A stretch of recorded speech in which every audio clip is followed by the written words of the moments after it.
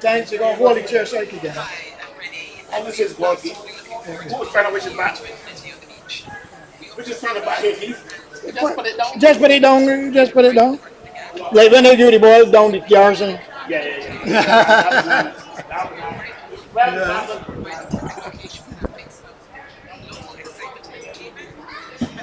You know, Gina was one we talk strikers, you know. Okay. Yeah.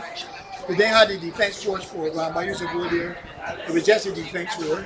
Man score all kind of goals. And he go up as a youngster in the audience with me. Okay. In fact, I was coaching him before he coached Trevor.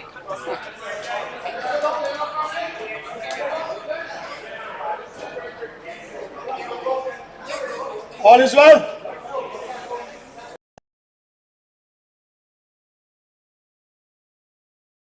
Saturday from 11 a.m. On Wednesdays, cow heel soup. Fridays, meal cuckoo. Saturday mornings, sauce.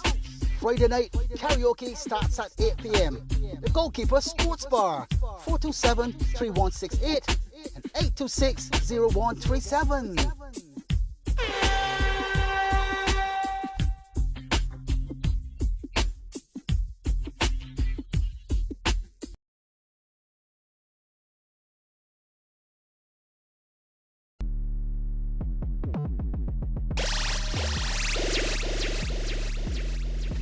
Triple H Tours can handle all of your transportation requirements. Airport transfers, guided tours, weddings, and so much more. Whether you're here for business or here for pleasure, cruise through Barbados using this punctual and reliable service that exhibits reasonable prices. Call 1-246-234-0683 or 1-246-261-6701 or email dhunter_9@hotmail.com to guarantee an eloquent experience. Triple H Tours. Triple H Tours.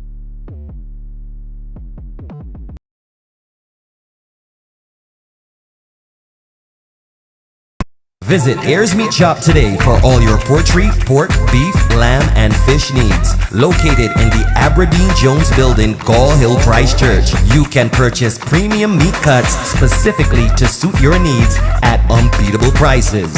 You can also find us in the Glebe St. George and home delivery available island-wide. You can reach us at 256-2565 or 256-2629. Ayers Meat Shop.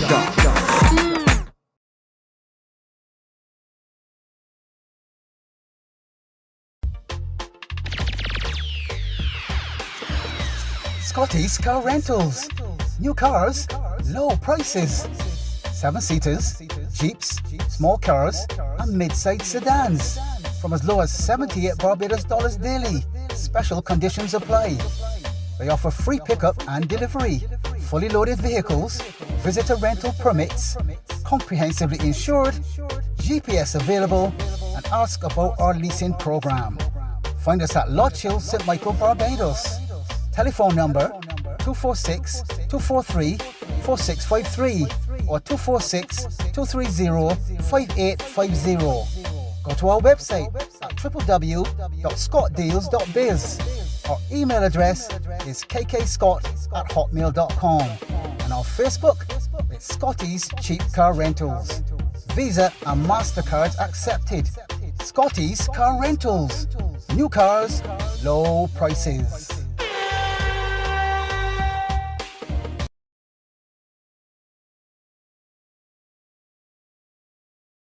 This week's Sweet Vibe Music Show on Hot 95.3 FM is powered by your favourite football legends, Melvin Ibo Oxley, Trevor Thorne and Julian Annell, and the crew at the Barbados Invitational Masters Football Classic BIMFC and the Old Boys League Football Invitational Tournament OBL-FIT for every single kick, free kick, set play, dead ball situation, volley, half volley, hat-trick, brace, goal! Visit www.bdsmfc.org.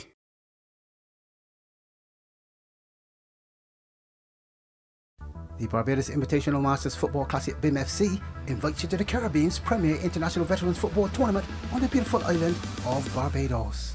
Combine sightseeing, sun, sea, sand, surf, and of course fabulous football. Rates and weekend, Friday 26th through Monday 29th May 2023. Follow us on Instagram at BIMFC246 or at Trevor Thorne Scores. On Facebook, visit Barbados Invitational Masters Football Classic. Our YouTube channel is BIMFC Masters, and find us on our website at www.bdsmfc.org for all tournament details. The Barbados Tourism Marketing Inc. BTMI, in association with Commentator Sports Incorporated CSI and the Barbados Invitational Masters Football Classic BIMFC, welcomes back the Caribbean's premier international veterans football tournament to the beautiful island of Barbados. BIMFC presents the best of local and overseas veterans footballers in a ding-dong battle, no stopping, table-topping, jaw-dropping football contest. Don't miss a single penalty kick, flick, free kick, set play, dead ball situation, volley, half volley, hat-trick, brace, goal! Follow us on Instagram at BIMFC246 or at Trevor Thorne Scores. On Facebook, visit Barbados Invitational Masters Football Classic and find us on our website at www.bdsmfc.org for all tournament details.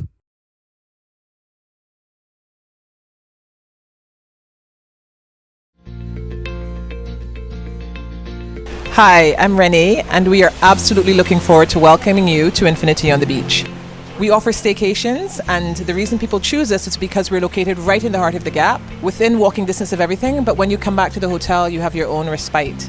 We are right on the beautiful Dover Beach, so we provide the perfect location for that mix of local excitement and entertainment and relaxing time on the beach. If you walk out of the hotel in either direction, left or right, you have a choice of restaurants, nightlife, and amenities. So you never lack for anything to do.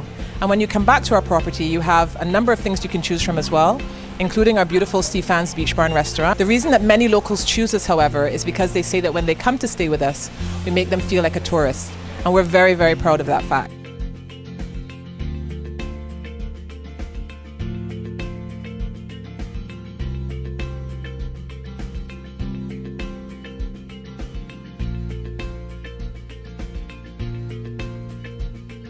So please, when you're looking for somewhere to spend that relaxing weekend getaway, we invite you to come stay with us at Infinity on the Beach.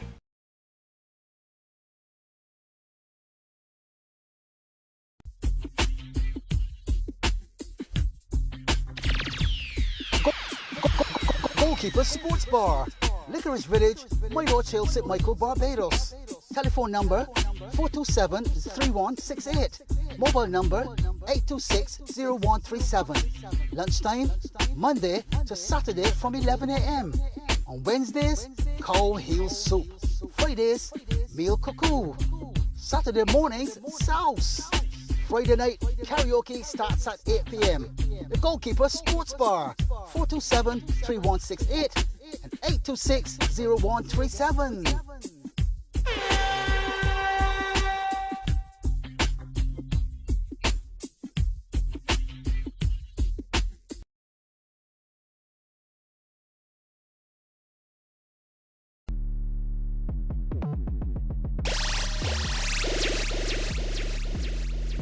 Triple H Tours can handle all of your transportation requirements. Airport transfers, guided tours, weddings, and so much more. Whether you're here for business or here for pleasure, cruise through Barbados using this punctual and reliable service that exhibits reasonable prices. Call 1-246-234-0683 or 1-246-261-6701 or email dhunter_9@hotmail.com to guarantee an eloquent experience. Triple H Tours. Triple H Tours.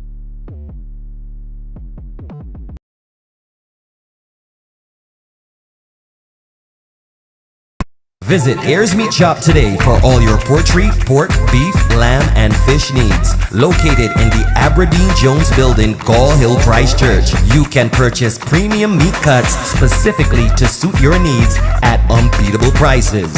You can also find us in the Glebe St. George, and home delivery available island-wide. You can reach us at 256-2565 or 256-2629. Ayers Meat Shop.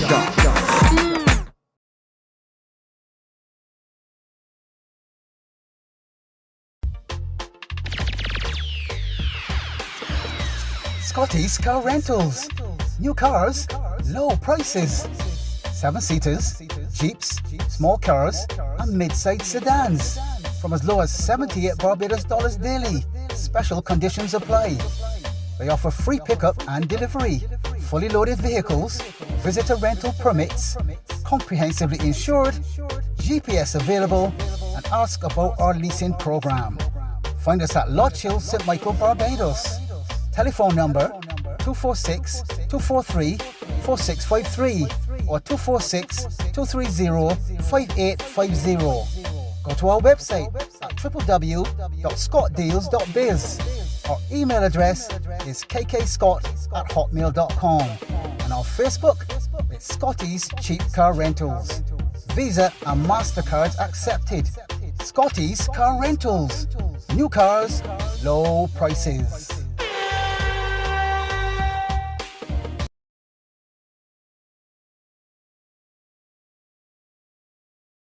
This week's Sweet Vibe Music Show on Hot 95.3 FM is powered by your favourite football legends, Melvin Ibo Oxley, Trevor Thorne and Julian Annell, and the crew at the Barbados Invitational Masters Football Classic BIMFC and the Old Boys League Football Invitational Tournament OBL-FIT for every single kick, free kick, set play, dead ball situation, volley, half volley, hat-trick, brace, goal! Visit www.bdsmfc.org.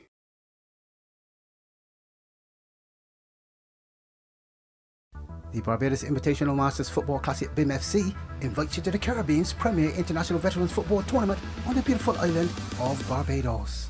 Combine sightseeing, sun, sea, sand, surf, and of course fabulous football. Weeks and weekend, Friday 26th through Monday 29th May 2023. Follow us on Instagram at BIMFC246 or at Trevor Thorne Scores. On Facebook, visit Barbados Invitational Masters Football Classic. Our YouTube channel is BIMFC Masters, and find us on our website at www.bdsmfc.org for all tournament details. Rubigas, get cooking! Rubigas, clean, safe, and reliable LPG is the perfect solution for your commercial and everyday needs. For cooking at home or barbecuing, choose Rubigas LPG cylinders. Available in a variety of sizes from 20 to 100 pound cylinders.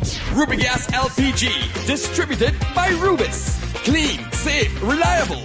Are you cooking with Rubigas? Get Rubis, get going!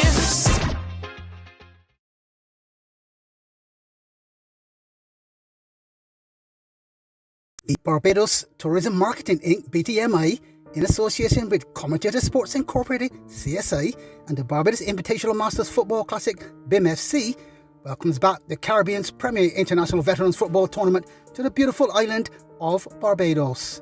BIMFC presents the best of local and overseas veterans footballers in a ding-dong battle, no stopping, table topping, jaw dropping football contest. Don't miss a single penalty kick, flick, free kick, set play, dead ball situation, volley, half volley, hat-trick, brace, goal! Follow us on Instagram at BIMFC246 or at Trevor Thorne Scores. On Facebook, visit Barbados Invitational Masters Football Classic and find us on our website at www.bdsmfc.org for all tournament details.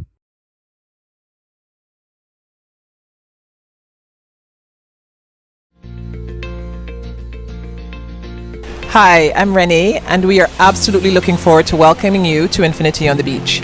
We offer staycations, and the reason people choose us is because we're located right in the heart of the Gap, within walking distance of everything, but when you come back to the hotel, you have your own respite. We are right on the beautiful Dover Beach, so we provide the perfect location for that mix of local excitement and entertainment and relaxing time on the beach.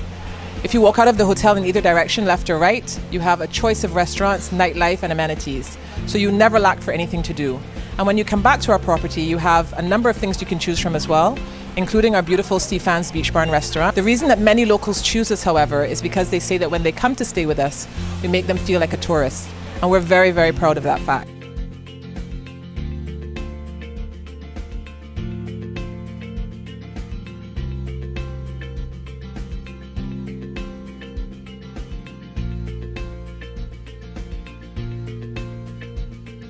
So please, when you're looking for somewhere to spend that relaxing weekend getaway, we invite you to come stay with us at Infinity on the Beach.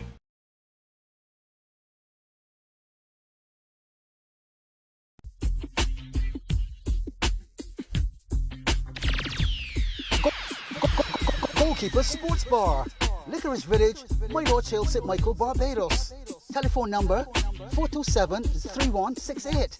Mobile number 826-0137. Lunchtime, Monday to Saturday from 11 a.m. On Wednesdays, cow heel soup. Fridays, meal cuckoo. Saturday mornings, sauce. Friday night, karaoke starts at 8 p.m. The Goalkeeper Sports Bar, 427-3168 and 826-0137.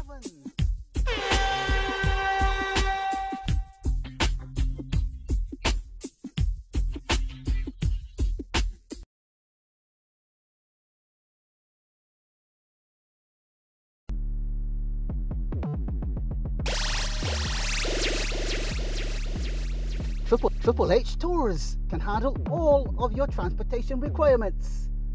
Airport transfers, guided tours, weddings, and so much more. Whether you're here for business or here for pleasure, cruise through Barbados using this punctual and reliable service that exhibits reasonable prices.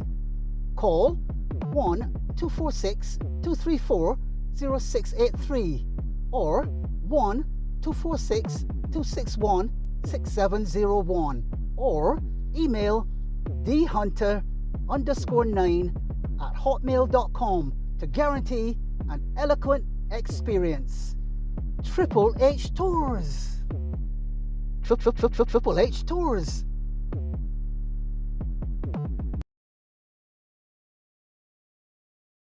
Get Rubigas. Get cooking. Rubigas, clean, safe, and reliable LPG is the perfect solution for your commercial and everyday needs. For cooking at home or barbecuing, choose Rubigas LPG cylinders. Available in a variety of sizes from 20 to 100 pound cylinders. Rubigas LPG, distributed by Rubis. Clean, safe, reliable. Are you cooking with Rubigas? Get Rubis, get going.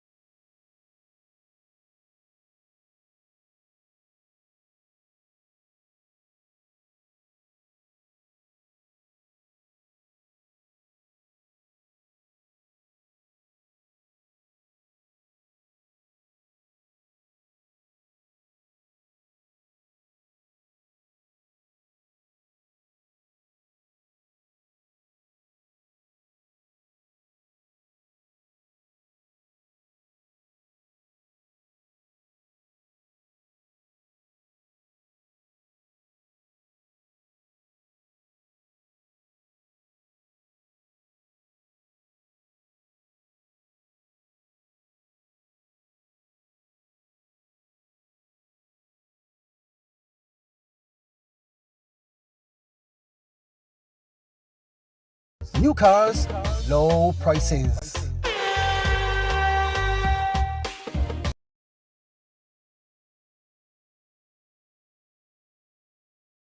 This week's Sweet Vibe Music Show on Hot 95.3 FM is powered by your favourite football legends, Melvin Ibo Oxley, Trevor Thorne and Julian Annell, and the crew at the Barbados Invitational Masters Football Classic BIMFC and the Old Boys League Football Invitational Tournament OBL-FIT for every single kick, free kick, set play, dead ball situation, volley, half-volley, hat-trick, brace, goal! Visit www.bdsmfc.org.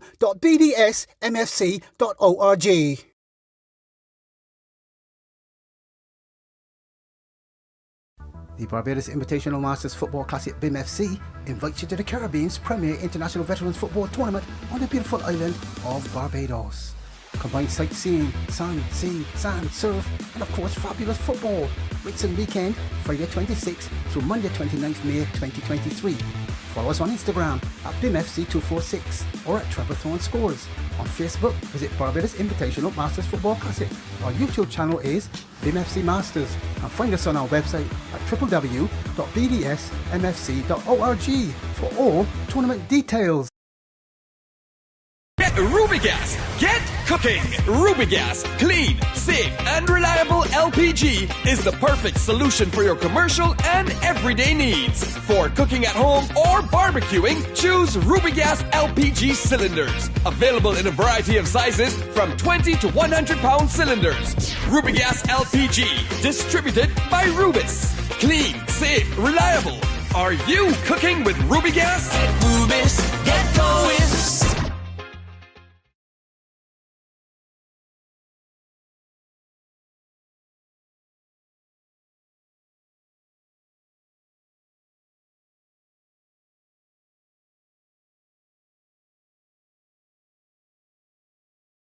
The Barbados Tourism Marketing Inc. BTMI, in association with Commentator Sports Incorporated CSI and the Barbados Invitational Masters Football Classic BIMFC, welcomes back the Caribbean's premier international veterans football tournament to the beautiful island of Barbados. BIMFC presents the best of local and overseas veterans footballers in a ding-dong battle, no stopping, table-topping, jaw-dropping football contest. Don't miss a single penalty kick, flick, free kick, set play, dead ball situation, volley, half-volley, hat-trick, brace, goal! Follow us on Instagram at BIMFC246 or at Trevor Thorne Scores. On Facebook, visit Barbados Invitational Masters Football Classic and find us on our website at www.bdsmfc.org for all tournament details.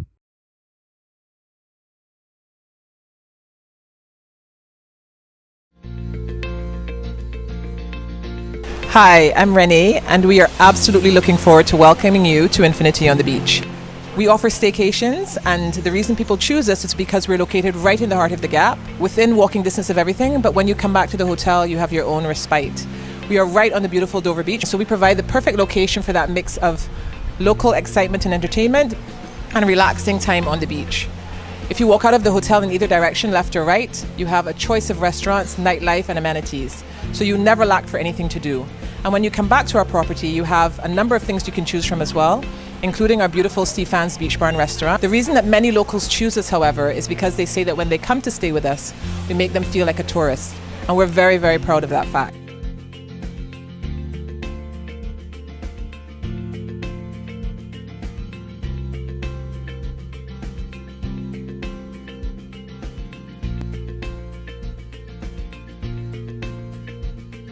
So please, when you're looking for somewhere to spend that relaxing weekend getaway, we invite you to come stay with us at Infinity on the Beach.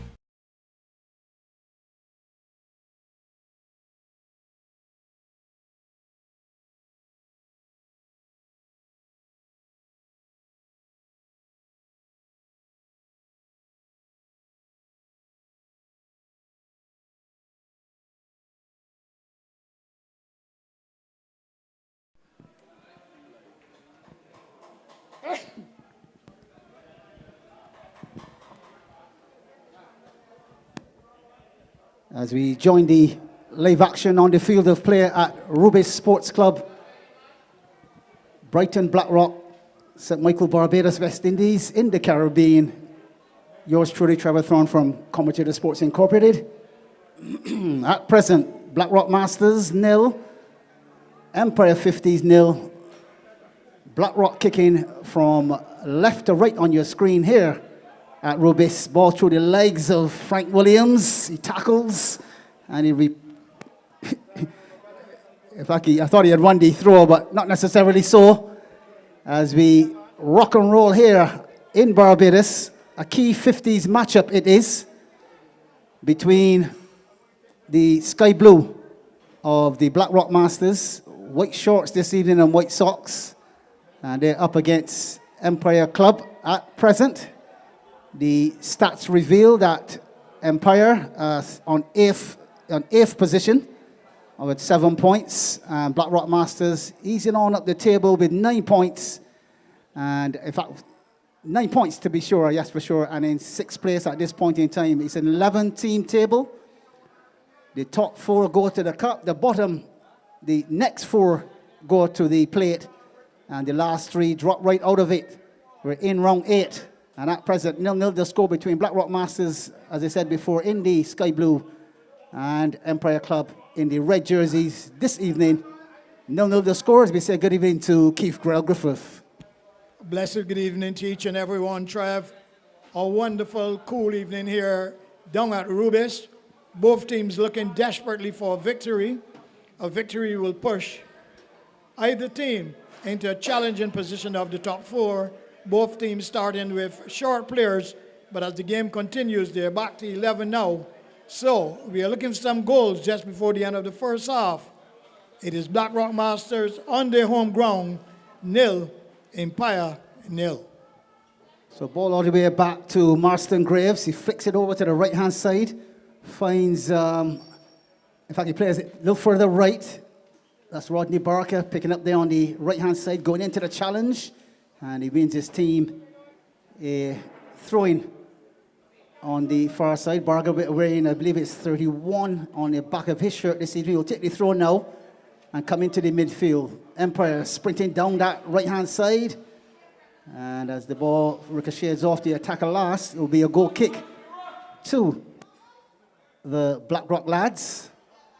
And they make it just about 17 or so minutes in this one. 0-0 the score. They really want the points. For Blackrock, 3 more, we'll put them on 12, and they will start to ease on up the table. And of course, for Empire, 3 points won't harm either.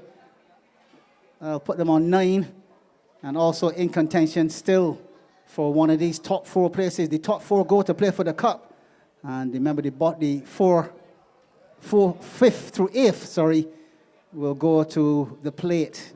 No one's really left out, except for the last 3, who will drop all the way out of the competition in a couple of weeks' time. So 11 teams in the 50s. In the 35s, there are 6 teams. 4 of them will go to the semis. And we'll have some of those key matches this evening as well. Ball down the right to Barker, who floats one inside. Good clearance made. And again, Blackrock in possession. Barker slips on the slippery surface and gives it the ball to Ferdinand Sandiford, who's losing possession, only to win it back and lose it again as Empire take possession of it now into the middle of the midfield, over to that right-hand side. Barker, nice little easy ball inside. 19 on our clocks. The challenge coming in, it's an illegal one. Julian Martindale, the referee, says that's a foul. And we're just about 19 on our clocks here. We say a good evening to our staff, both inside and outside bars, as well as the kitchen section on the inside as well. 0-0 the score between Blackrock Masters and Empire 50s after just about 20 minutes. Keith. Well, perfect evening here down at Rubis. 20 minutes gone, and hopefully we'll get a goal or 2 before the end of the first half, and maybe some in the second half. Like I said earlier, this is a crucial match here for the team that want to get into the top 4. It's about even Stevens at the moment. And welcome to each and every one wherever you are. Here at Rubis, formerly known as Texaco, and down at the Brighton Beach by the Hot Pot for Bajans who live overseas. 0-0 the scoreline. Empire in red, 0. Blackrock Masters, 0. Free kick This one floated near side. Again, the shot coming in. That's wayward though. 21 on our clocks. That didn't trouble goalkeeper Sylvan Jones one bit, Keith. Gonna need to put a bit more accuracy on the shot from about 20 yards. Current score 0-0 between Blackrock Masters in the blue and Empire in their change strip of red jerseys, blue shorts, and red socks. Well, Trevor, it's ironic because when I played and when you played, you always talk about the blues, you don't lose, but that time they used to wear blue. But now they are in a red strip and they're hoping to reach the top four. It's not going to be easy because Blackrock Masters are desperate to reach the top four. At the moment, that is pretty, playing the ball all the way back to the keeper. They will build down the left. They hold it up momentarily. Sweeping ball down the left. Good break, Trevor, as Blackrock Masters go forward down the left. Yeah, but good defensive work as well from Empire on that far right-hand side as they prod the ball inside. Andy Coward coming on as a sub there just now for Rodney Barker, who's taking a bit of a rest. Ball played through the space. Overhead kick. Empire still in possession. Horace Knight with a little shake and bake. Takes out 2 men in the process. Chance at far post. Good control with the right foot. Right foot shot coming in. Good header. Ball away from the danger zone again as Ryan Hood getting hold of it, only to give it away. Blackrock really haven't settled very well in this opening minutes, Keith. It's all about Empire and it's all about the final third of the field. Well, as they come to the close of the first half, Empire 0, Blackrock Masters 0. And as I said, ironically enough, this is the home ground of the Blackrock Masters, so they'll be hoping to use their common sense and their knowledge of the venue to get the ball out wide, especially on the far side, cut it across the area and look to get a goal. On the other hand, Empire have played extremely well at the moment. 0-0 the scoreline, but from my observation, I believe that someone will score early in the second half. So, on this nice Saturday cool evening, Blackrock Masters 0, Empire 0.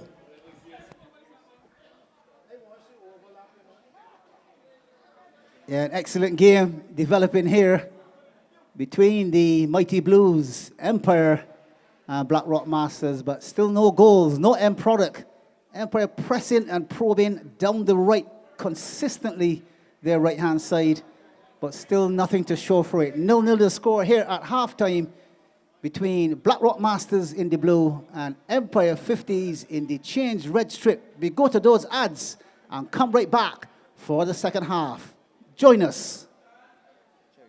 Get Rubigas. Get cooking. Rubigas, clean, safe, and reliable LPG is the perfect solution for your commercial and everyday needs. For cooking at home or barbecuing, choose Rubigas LPG cylinders. Available in a variety of sizes from 20 to 100-pound cylinders. Rubigas LPG, distributed by Rubis. Clean, safe, reliable. Are you cooking with Rubigas? Get Rubis, get going.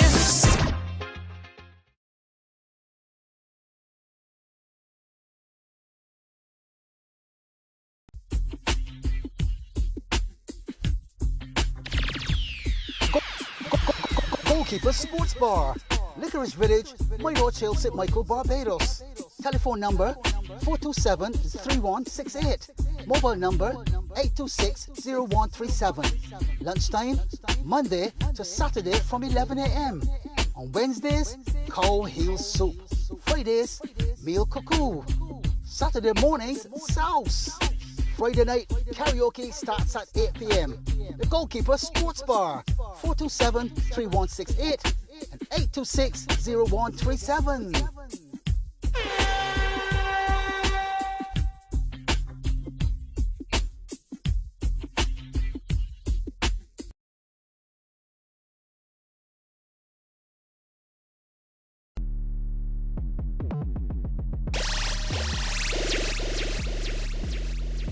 Triple H Tours can handle all of your transportation requirements.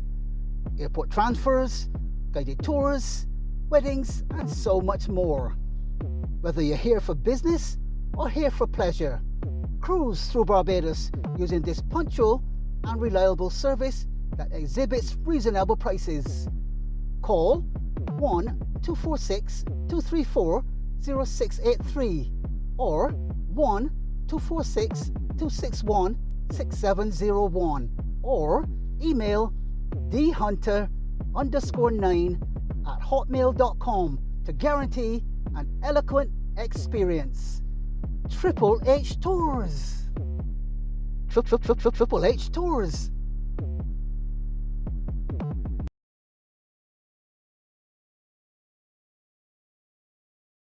Visit Ayers Meat Shop today for all your poultry, pork, beef, lamb, and fish needs. Located in the Aberdeen Jones Building, Gall Hill, Christchurch. You can purchase premium meat cuts specifically to suit your needs at unbeatable prices. You can also find us in the Glebe St. George and home delivery available island-wide. You can reach us at 256-2565 or 256-2629. Ayers Meat Shop.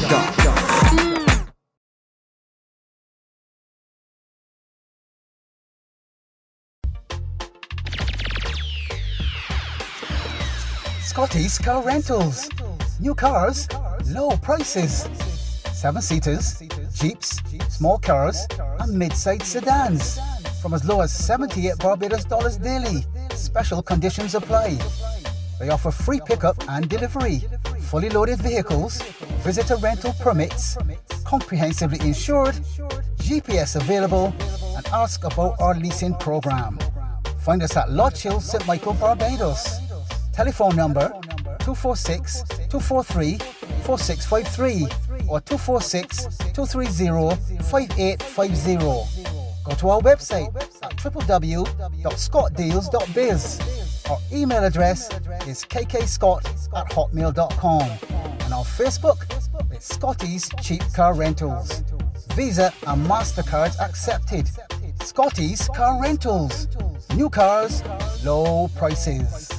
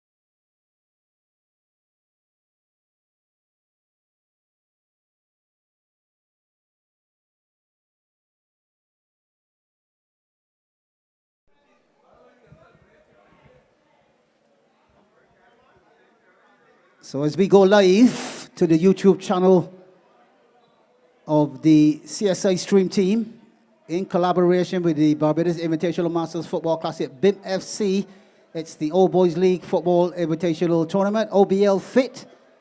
The 50s are on this side of the pitch. It's the home field. On the far side is known as the away field.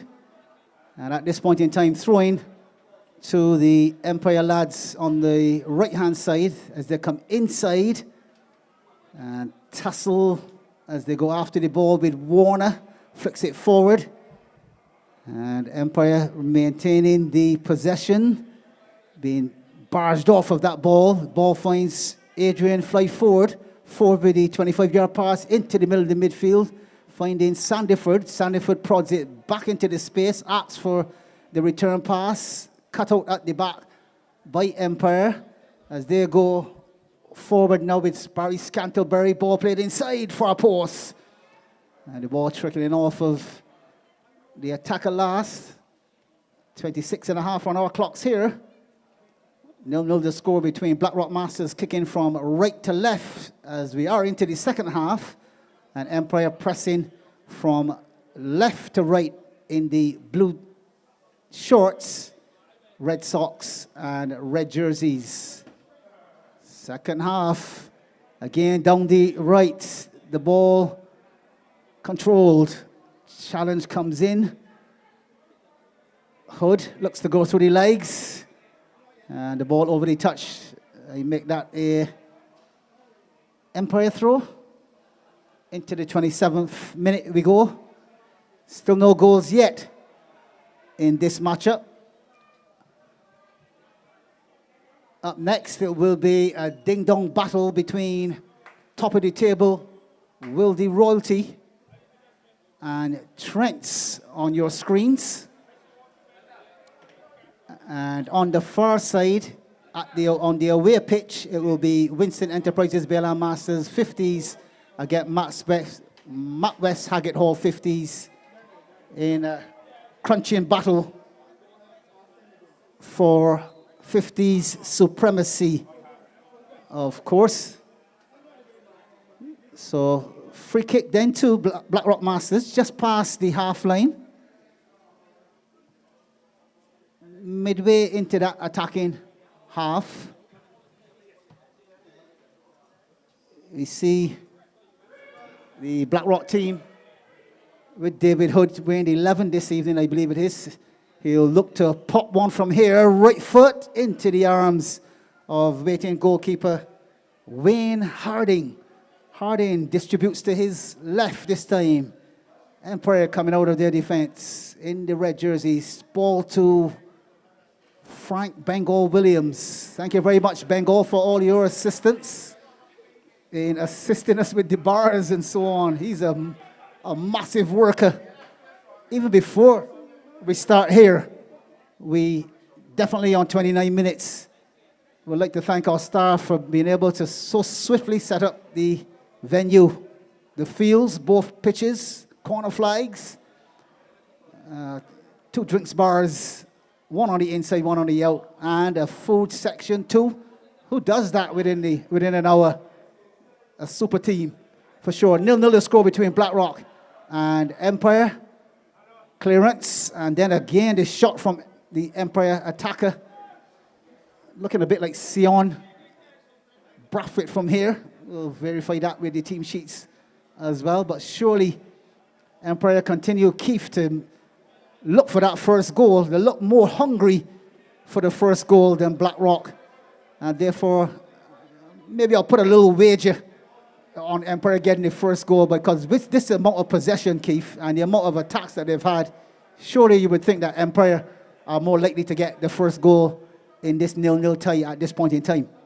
Well, that is true from a perspective of being on the offensive most of the time, but I would not be surprised if Blackrock Masters counter-attack and get a goal, because sometimes, in part from what I've seen them this tournament, they have been a bit vulnerable in the second half. And as the games continue here, Empire 0, Blackrock Masters 0, and we're looking for that early goal in the second half. No goals as yet.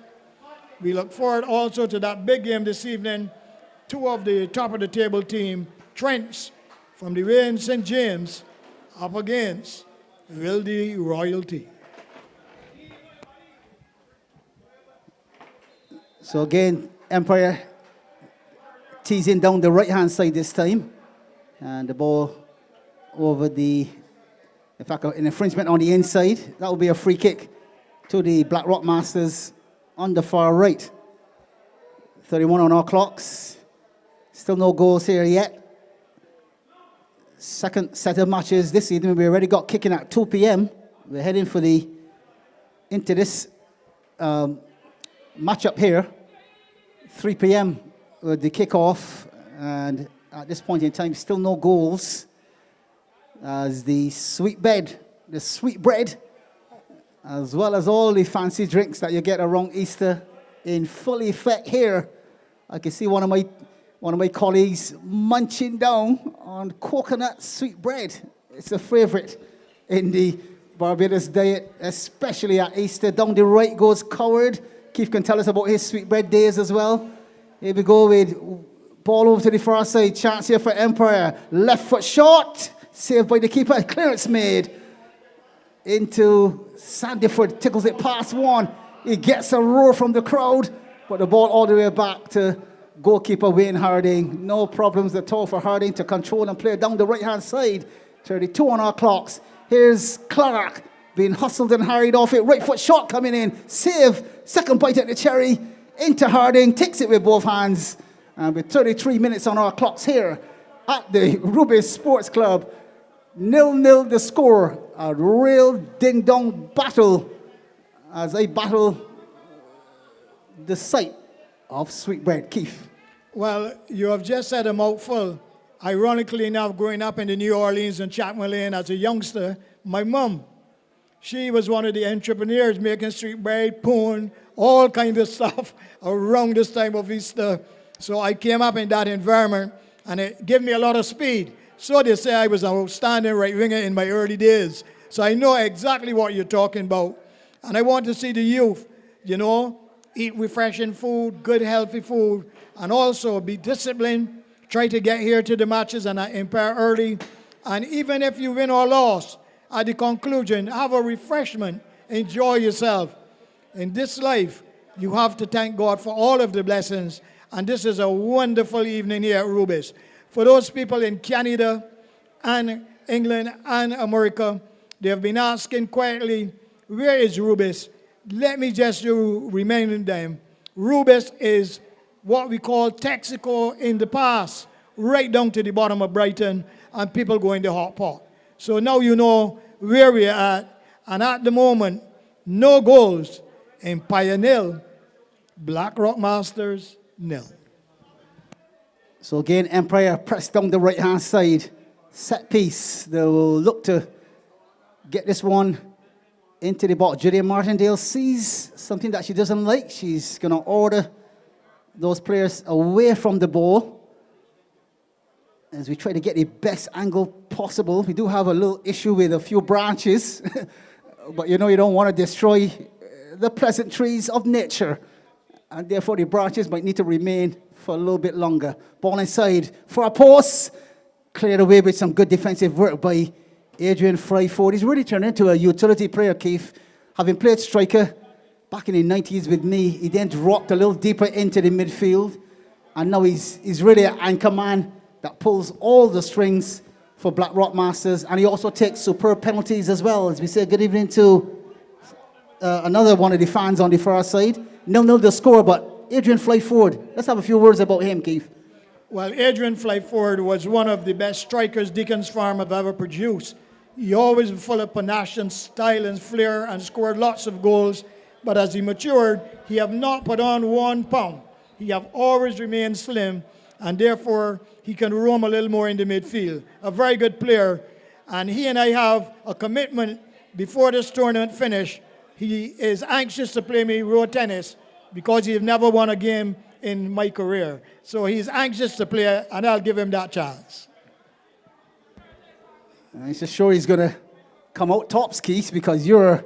Hold on, Trevor. You said he's going to come out top. No, I said I'm not sure if he will come out tops. You're a top player. You're talking about the road tennis? Road tennis, for sure. Oh, Lord have his mercy, But you'll sow him. You probably will sow him, which is less than getting less than 6 or something like that, right, Keith? In the past, I could have given him 10 points. In this time, I will not play him. I will respect him. I understand what you're saying, Keith. You're with an expert right hand that you have in that game of road tennis. I'm sure you'll send him back to his mother crying. 36. Well, you see, he is like a son. And like you, he is one of the best strikers I coach. You all know how to get into the box. And a lot of people do not understand the qualities that a lot of Bajan forwards had. And, if these young players who are playing for Barbados now can understand that, maybe we could get back in the top 5 in the Caribbean. But at the moment, no goals here at Rubis. The scoreline reveals Empire 0, Blackrock Masters 0. So Scanterbury on a run, he will release the right boot. Oh, yes, he scores. Goal!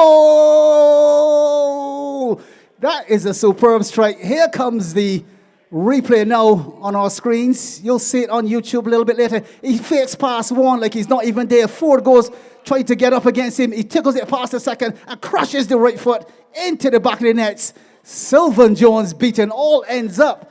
He doesn't even know it's gone past him. Excellent goal. And Empire Club, the Mighty Blues, the 50s are ahead. It's Empire 50s 1, Blackrock Masters 0. Into the 30th minute we go, Keith. Well, that was a superb finish.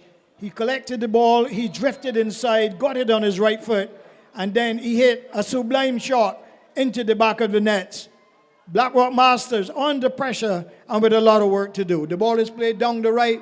Empire defensively strong again. Empire lead on the evening by 1-0. Blackrock Masters will have to find some magical thing from the midfield. And hopefully, Empire will be looking for goal number 2 as they go forward here down the left side. Empire leading by 1-0. Put it across the space, and Jones with the brilliant palm save.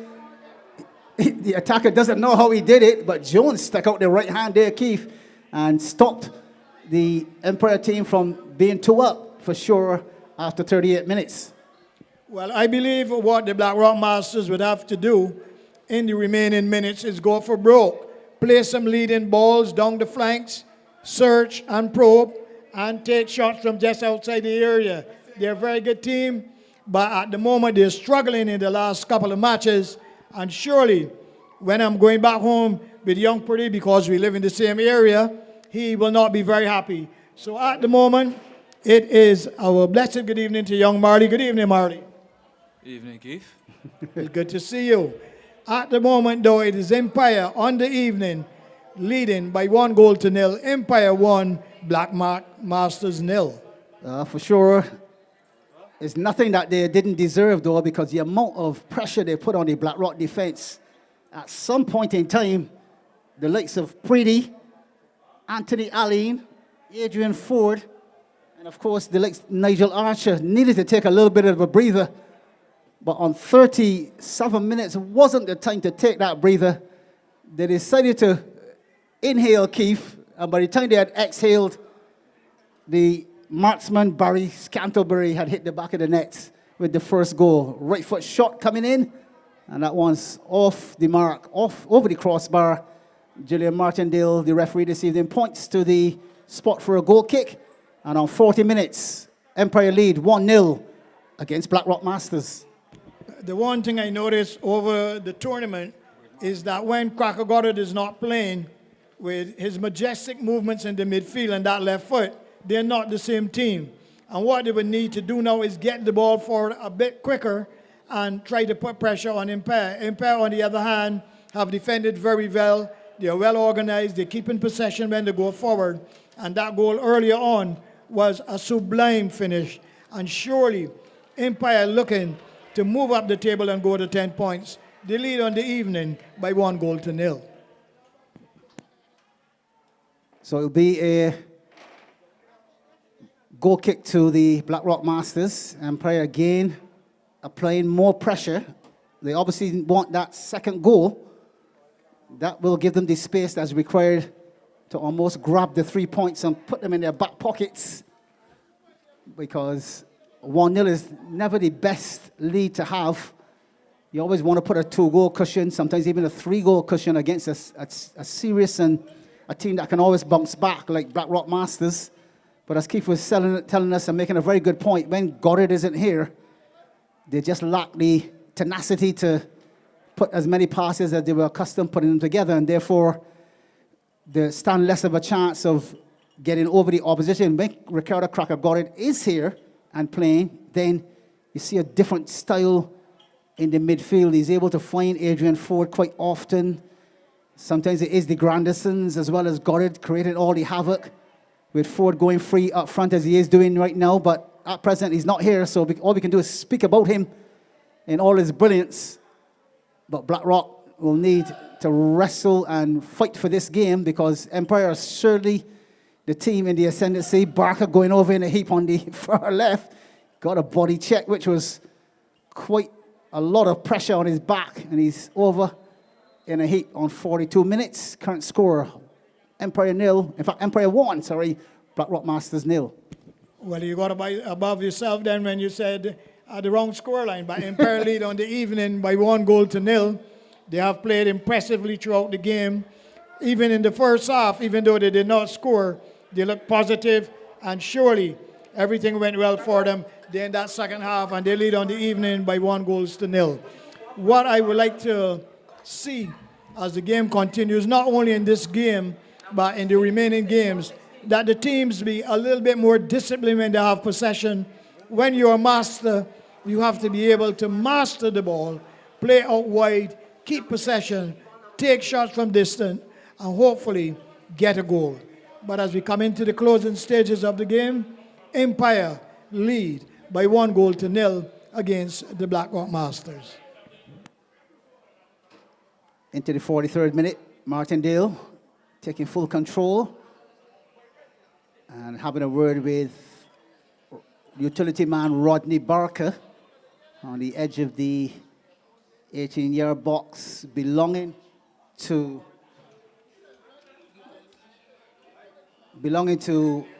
Blackrock Masters.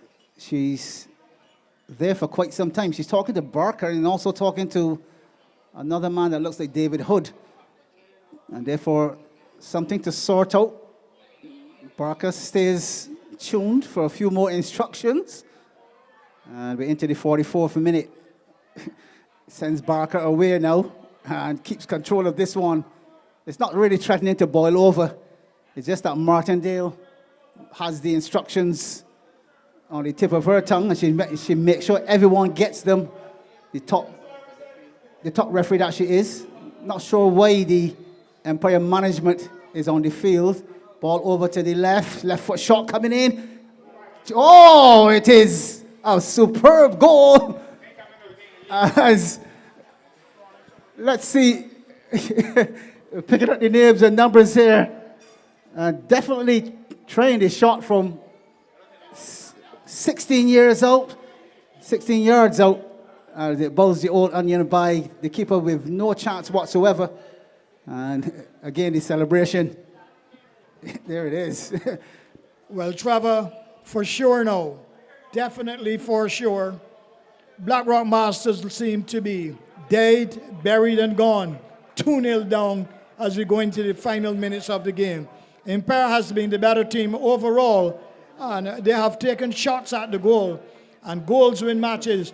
And if you were looking at football again today in England, you see Haaland continue to score goals for Man City. Rashford also continued to score goals for United, even though he went off in the end injured. So, you can put your last dollar, I believe, that Empire will win this game and move to 10 points. You should be happy as a former top Barbados and Empire striker. So again, the tackles continue to fly here. Yellow card into the face of Ferdinand. Sandiford, they make it. A bit too much muscle there, Ferdinand. Sends the Empire man tumbling. And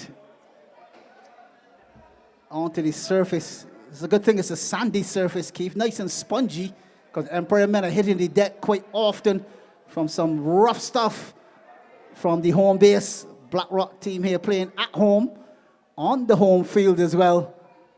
But they're going to need a bit more than the rough tackles. They're going to need a bit of finesse to get 2 goals. And not putting Keith on the spot or anything, but not seeing where those 2 goals are coming from right now, unless they can maintain possession for lots longer, Keith. This is the Blackrock team I'm speaking about. Well, yes, for sure. They're in control. Empire dominating the first half. Second half, they scored 1 goal, then the second goal, and it will take more than a miracle for Blackrock Masters to come back into the game. So, wherever you are, and you're supporting Empire, they lead on the evening by 2-0. Empire 2, Blackrock Masters 0. So again, we're seeing the Empire coach, Dale, on the sideline. I believe he's going to get a yellow card if he continues to stay there, folks. Miss Martindale will keep him in the corner of her eye, and she's not shy.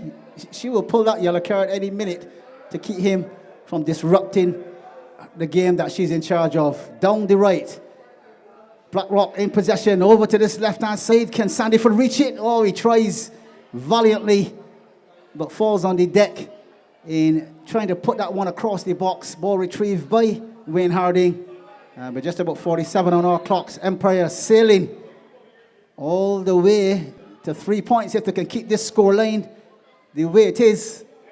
It'll take a brave man to bet against them, because Empire lead after 48 minutes on our clocks here at CSI. 2-0. Empire 2, Blackrock Masters 0 in the 50s OBL-FIT. All Empire will need to do now is to keep possession of the ball, knock it hither, thither, and yon, frustrate the Blackrock Masters, and they would have to reel and come again in the next 2 matches. But surely on the evening, Empire has been the better team and have scored 2 brilliant goals. They lead 2-0, and the final game that we look forward to, Empire will also need to win that travel if they're to get in the top 4. Well, yeah, it's going to be critical between Wildy Royalty and Trent for the top of the table clash right here on the CSI YouTube channel, BIMFC Masters. Remember to like and subscribe so you can get the notifications wherever we come on air. You know there's some exciting matches to come. There'll be semi-finals in both the cup and the plate in the 50s, which you see in front of us here this evening. There'll also be semi-finals in the over 35s as first meets fourth, second meets third for semi-final berths into the final. That would be. Those are going to be coming in a couple of weeks' time. At present, we're still looking for still looking to finalize the 50s. In the 50s, there are 11 teams, so you get to play 10 matches in perhaps around a 3-month period. And then you lead right into the finals of that, only then to lead into BIMFC the International, 26th to the 29th of May, 2023. Just over a month and a piece to go before those international teams come calling. And we'll be right here at Rubis, amongst all the better facilities in Barbados. Rubis is one of them. We'll be using 3 or 4. We say good evening to Patrick Mapp of the BFA in the house and looking to get his sweat on as well, I guess, this evening, perhaps into the 50th minute. And at present, Empire, the men from Bank Hall, Pavilion Road, Bank Hall, St. Michael, Barbados, in the West Indies, leading 2-0 over Blackrock Masters. That's a nutmeg from McIntosh. I think he tweaked something, a muscle or something. Couldn't go after the ball, but Goring and Coward with the little 1-2s here in front of us. They're really making a mockery of the Blackrock midfield here. Ball playing in and around everyone. And Blackrock can't even touch it. Down the right they go now. Empire in for goal 3. Oh, past the near post. He didn't use the right technique, Louis Croney. I can see you from here. I know you knew you would have done better. Far post had to be the angle. If the keeper comes near, you've got to go far. He chose to go near as well. He was a bit greedy. He was a bit greedy. The keeper was always there. And here comes Empire again. Well, that was superb movement again. But again, when you go from that angle, you have to go to the far post. Because you can't be the keeper at the near post. Should have come inside a little more, put it on his left foot, and bend it into the far corner. Empire happy, smiling, and dancing as they lead inside the final 2 minutes by 2-0.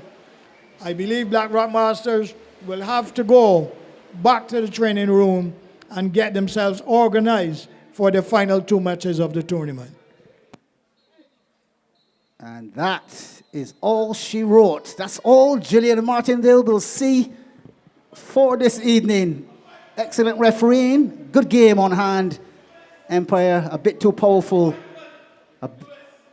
a bit too determined for the likes of Adrian Fly Ford and Sandiford and Company.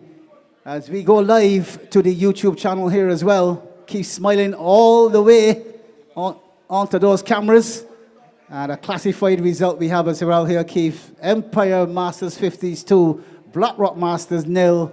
And a nice thriller to lead us right into the table topper between Trents and Wildy Royalty. Keith? Well, a very good evening here for Empire. The Blues never lose, but they were playing in red this evening. They scored 2 brilliantly taken goals. And on the evening, like I said earlier, they deserve to win the game. Blackrock Masters, I will recommend that they have 11 players whenever they come here on their home ground, because playing with 8 or 9 men at the beginning is never comfortable. So, as we look forward to the big clash, Trents coming up against Wildy Royalty. It is back to Trevor as we relax for a moment and then go into the final game. Yeah, not to forget, on the far side, on the away field, is Winston Enterprises Bella Masters 50s up against Map West Haggett Hall. So take your pick, folks, those that are here at the facility. Whichever game you want to watch, that's up to you. On the YouTube channel, we go live with the big one. Trent Masters 50s against Wildy Royalty. Wildy Royalty first. Trent Masters locking in on a second spot and eyeing that first place as well. That comes in a couple of minutes' time. But until that time, we go to the splendid facility here on your screens at the Rubis Sports Club here in Brighton, Blackrock, St. Michael, Barbados, West Indies, in the Caribbean. We even have a chicken, a hen, and her little one coming across the field. And we go to some advertisements very, very shortly and come back for that thriller game. Trents up against Wildy Royalty in a few minutes' time. Thank you very much. See you in a few. Rubigas, get cooking! Rubigas, clean, safe, and reliable LPG is the perfect solution for your commercial and everyday needs. For cooking at home or barbecuing, choose Rubigas LPG cylinders. Available in a variety of sizes from 20 to 100 pound cylinders. Rubigas LPG, distributed by Rubis. Clean, safe, reliable. Are you cooking with Rubigas? Get Rubis, get going.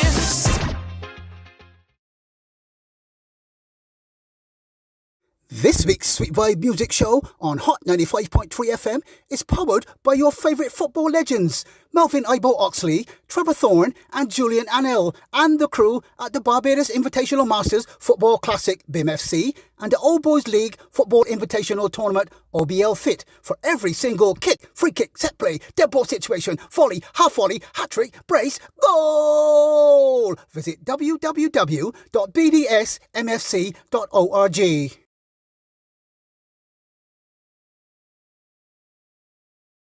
The Barbados Invitational Masters Football Classic BIMFC invites you to the Caribbean's premier international veterans football tournament on the beautiful island of Barbados. Combined sightseeing, sun, sea, sand, surf, and of course fabulous football. Weeks and weekend, Friday 26th through Monday 29th May 2023. Follow us on Instagram at BIMFC246 or at Trevor Thorne Scores. On Facebook, visit Barbados Invitational Masters Football Classic. Our YouTube channel is BIMFC Masters, and find us on our website at www.bdsmfc.org for all tournament details.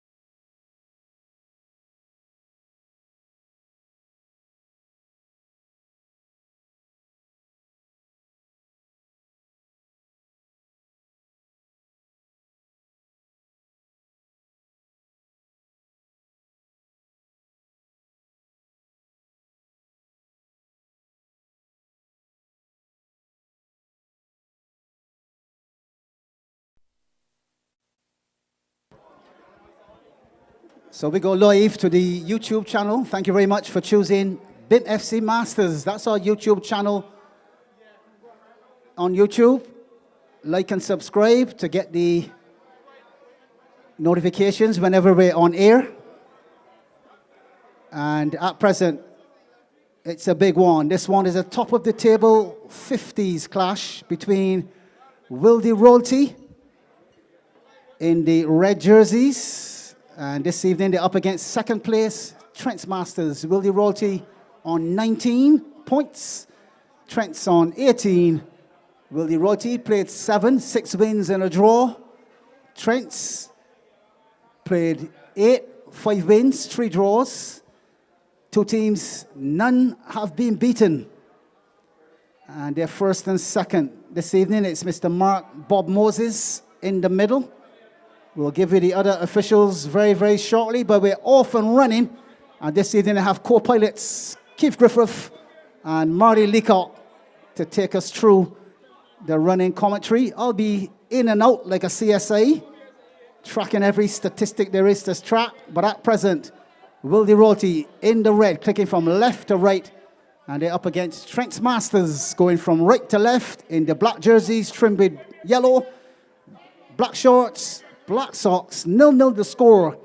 And 30 seconds into it, as we say, present evening to CSI Marley Leacock. Evening, Trevor. Evening to everyone in attendance here for this top of the table clash.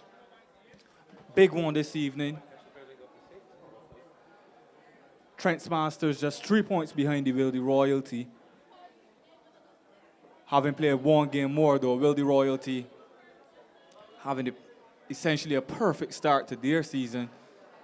And this should be a very, very good one. You know, you've got top players on each side, Ski. And both of them will be hungry for these points here. And vying for the top of the table and to continue their winning ways. How do you see this one playing out, Keith? Well, good evening to you, Marley. Trent's unbeaten. Wildy Masters unbeaten. The team who wins this game, along with Paradise, I'm certain, will go into the semi-final round. I'm seeing endless Barbados former players and coaches. Colin Heavyfoot Hayward, the brother of Michael Hayward, he is starting in the midfield. And overall, Richard Clark, one of Barbados' best right-sided players, he can pull the strings and pull magic. So I anticipate 2 or 3 goals, Marley. Should be a very good game. Yeah, definitely should be a good one, Keith. As we see the Wildy Royalty come away with possession once again. But you know, it is ironic, Wildy Royalty, you know, I live in Wildy Gardens.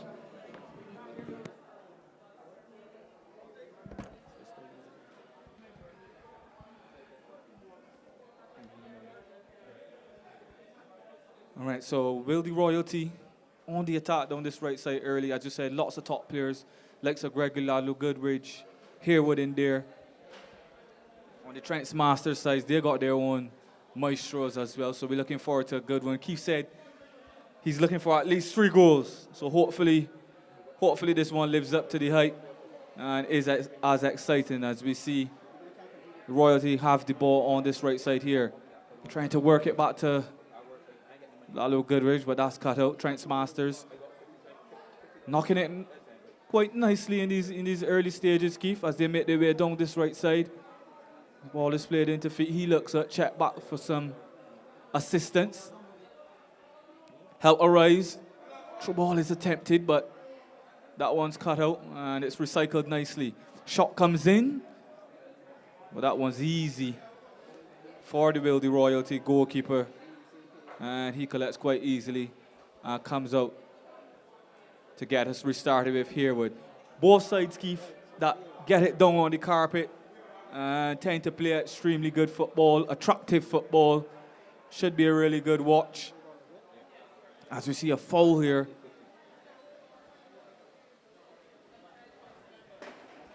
Well, with Wildy Royalty, they have good players in some offensive positions, and therefore Trent, who have always been a strong team at senior level, junior level, and masters level, they would have to produce the best defensively. At the moment, the rain is with us, so will the Royalty 0, Trent's 0. Yeah, well, it's a promising position here. Watson standing over it. He looks like he means business. So a free kick early on to Trent's Masters. Comes up, takes the shot. Oh, it's off the crossbar. Follow up. And that one is cleared in the end, Keith, but real trepidation for the Wildy Royalty early out. As we see the showers arrive here, Keith. Almost showers of blessing for the Trent's Masters initially. As we see Watson cannoning a shot off the crossbar. And that was almost 1-0 to the Trent's Masters. So unlucky for them. This kudos to Wildy Royalty, who de-escalated the situation and were able to clear their lines in the end. As we see both sides. The thing is there in Marley, the fans are really crowding here by the stands, and they're under the trees. So with the blessings coming from happening above, the team who can control the ball better in the midfield will probably go on to win this game. Still early days in the game. Wildy Royalty 0, and surely Trent's looking to maintain their unbeaten status. Yeah, definitely will be a midfield battle for the ages, Keith. As we see the Trent's Masters try to make their way down the right side again. But a strong covering challenge, shoulder to shoulder from Vernon Blunt there. He makes sure the attacker isn't passing. That's well defended from them. You see Herwood collecting down the line to Goodridge. As the rain continues here at the Rubis ground, Goodridge tries to get it in, but wasn't successful in doing so. And it looks like a throw-in to Trent's Masters. The rain is really coming in now here on us. I would have to bob and weave a little bit. And surely, I will always say this. Gregory Lalu Goodridge is one of the best footballers Barbados have ever produced. He went to England and he played extremely well in what was the Division 1 and now the Premiership. And surely, with his skill, he scored 2 magnificent goals at hold Empire. 1 second there, Keith. Have you seen the Trent's Masters in? And the topo is brilliantly saved in the end, Keith. As you see the Trent's Masters in once again. They've been in at least 2 or 3 times in these initial stages, really catching the Wildy Royalty cold. And you have to argue that they should have scored that one. is what they're good at. They're good at counter-attacking. And surely in the end, they could have gotten the goal. So Trent's 0. And back to Lalu Goodridge. Like I said, he is one of the best footballers Barbados have ever produced. Yeah, definitely so. Trent's Masters will be kicking themselves, hitting the bar early on. And then working that one excellently down the right side again. They tend to be favoring this right side early on, Keith. And that was a nice return through ball there. You'd argue he should have scored, but kudos to the keeper. As we see the corner comes in. That's well defended in the end. As Wildy Royalty get their lines clear. Trent's Masters come once again, though. The resulting shot coming in on that occasion from Phillips isn't his best one, Keith, but you'd have to say in these early goings, Trent's Masters definitely the better side. At the moment, they look more purposeful and committed. On the other hand, Wildy Royalty, with their individual brilliance, can easily pick a pass and get a goal. So we quietly wait for that opening goal, because the team who wins this match will definitely finish in the top 4.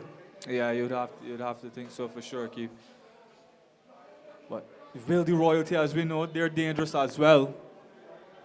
As we have persons alongside us scampering from the rain at all angles, still trying to get a vantage point of the football.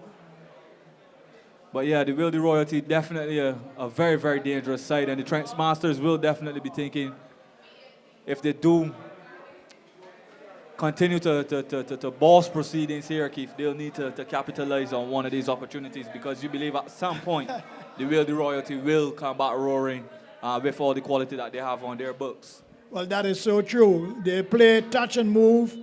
They finish very well at times. And surely now it is Trent with a free kick. just outside the area.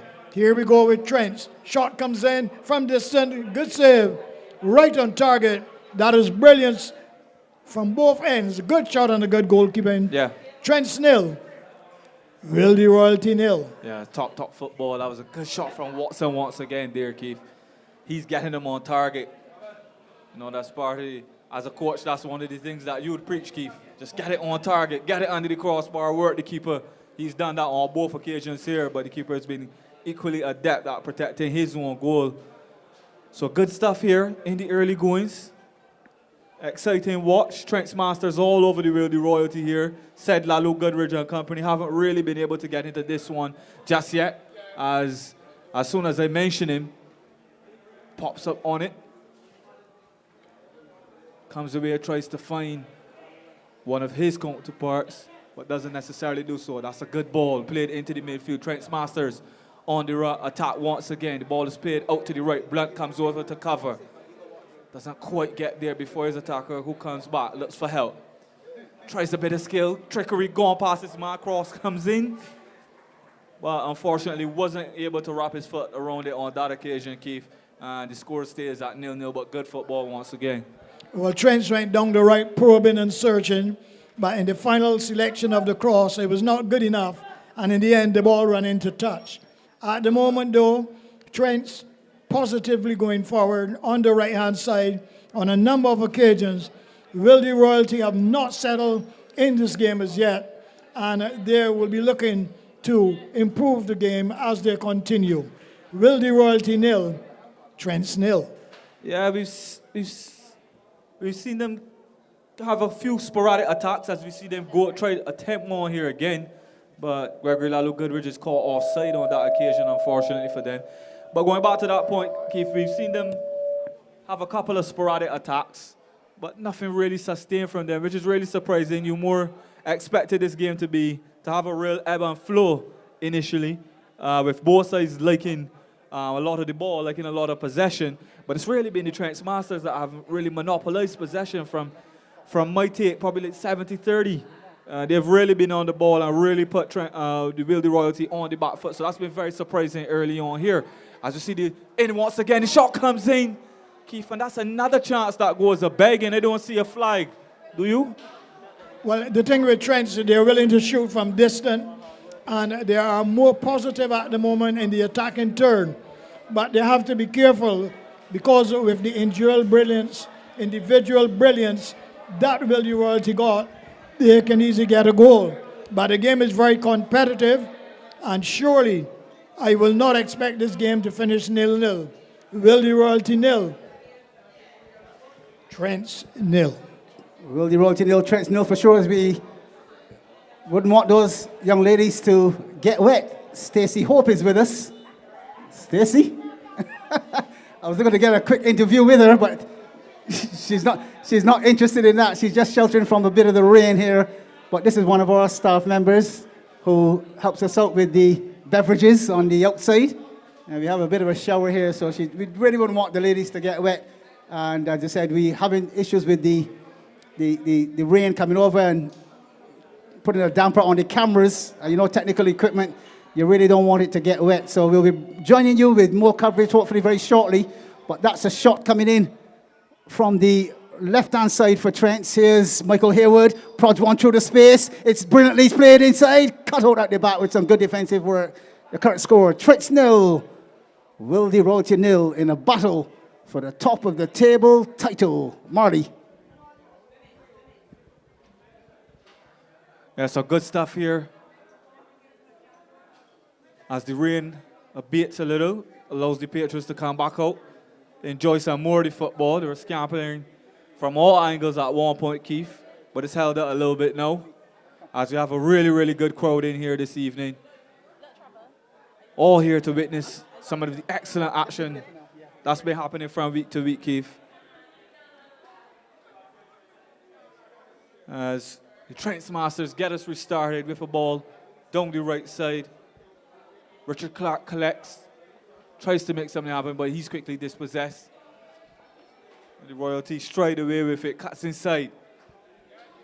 The resulting ball doesn't find him a Will the Royalty foot though, as Hayward recycles it out to the far side. Royalty trying to knit something together here, but that's quickly cut out. Watson turns, fakes, the good bit of skill there. Shot comes in, but that's well blocked once again. As you see, the Trent Masters really not easing up here, Keith. They're piling on the pressure. Ball down this right side. Cross comes in from the left, but that's well held by the goalkeeper. But more pressure from Trent Masters, Keith. They're really not letting it early on. They have to, at some point, you feel, as I said earlier, make this pressure count, though. Well, surely the two Haywards, Colin Hayward and Michael Hayward, will be looking to pull some magic in the midfield. Also, Gregory Lalo Goodrich. But Vernon Blunt, who was an outstanding sweeper at Wales and for Barbados, he can read the game very well, and he'll be hoping to get good support in the midfield and keep them quiet. That is Blunt with a long, searching ball. At the moment, Wildy Masters 0, Trent's 0.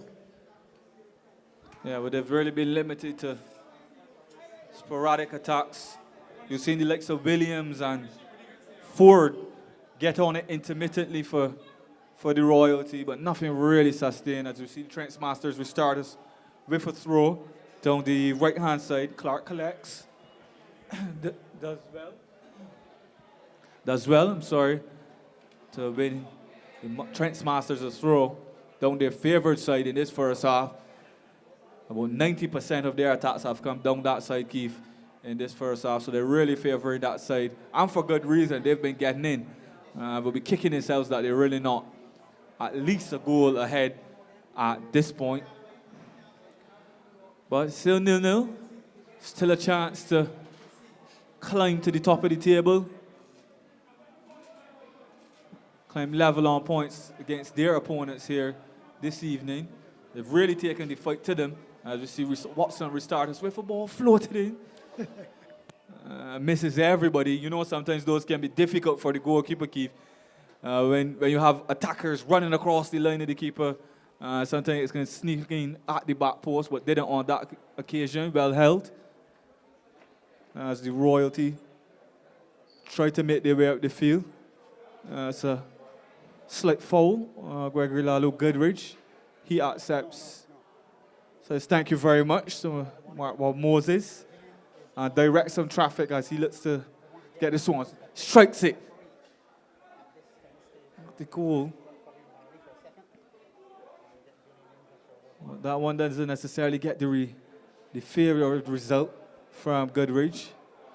And as we see unofficially, probably about halfway through this first half, maybe a little bit more. Will the Royalty 0, Trent Masters still 0. Good, entertaining game. Can't say it's been a drab 0-0 draw up to this point, Keith. It's been nice and entertaining. Just no goals up to this point, but I know both sides will be trying to work on that. Well, definitely so. At the moment, anyone watching it from wherever they are will not believe that these are over 50 players. They seem to be very, very strong, very fit, moving the ball from left to right well. Trent, at the moment, keeping more of the possession and looking the more positive team. On the other hand, will the Royalty looking to maintain that unbeaten record also and hoping to get an opening goal. So, as we go towards the end of the first half, will the Royalty 0, Trent's 0. So thank you very much, Marley. As we do a quick switch and a swap, Alexander with the shot. Alexander with that shot there, and wasn't necessarily exactly the way we wanted it to be. He skied it and the ball over the crossbar. As we attempt to get the video coming back to you very, very shortly, the rain seems to have subsided just a bit. And while we continue to give you the live commentary, because we don't want you to miss any kind of action at all. But at this point in time, because of the inclement weather, just a sprinkle, we really don't want the equipment to get any damage. So that will be back out on its usual prop position at the half line. And while we're waiting for the equipment to come back, I have with me the best of women referees in the Caribbean region, CONCACAF, CFU. She's a former referee, as I said before, within those FIFA ranks. Traveled the world, refereeing matches as well. And we want to welcome to the CSI Stream Team microphones Miss Gillian Martindale. Gillian, we're not going to keep you from the game for much too long. But what we do want to know, how difficult is it then when you get dry weather? That's easier to probably referee your matches because you can handle yourself as Trent's going around down the left-hand side, cover challenge comes in. But is it more difficult to referee a game when it's raining than when it's nice and sunny? That's my first question to you, Gillian. Good evening, Trevor. Thanks for having me. Yes, it is. When outside is dry and the conditions of the pitch is good, the ball flows, the players have an opportunity to actually play the ball properly without sliding or slipping. The goalkeepers have, good control of the ball because when outside is wet and the ball hits, it actually skids. So in some instances, some goalkeepers prefer when outside is nice and warm and sunny and the condition of the pitch is good. And then other goalkeepers, especially the ones that love to wear gloves, favors when it's just a little moist, yeah. But in regards to the players, one thing the referee have to consider when if the rain is falling is control of the ball. The ball must be able to move freely on the pitch. If there's any puddles or pools and the ball can't move freely, then the referee has to abandon the game, or sometimes the game is delayed until the conditions start to favor, and then we can start back playing again. Thank you.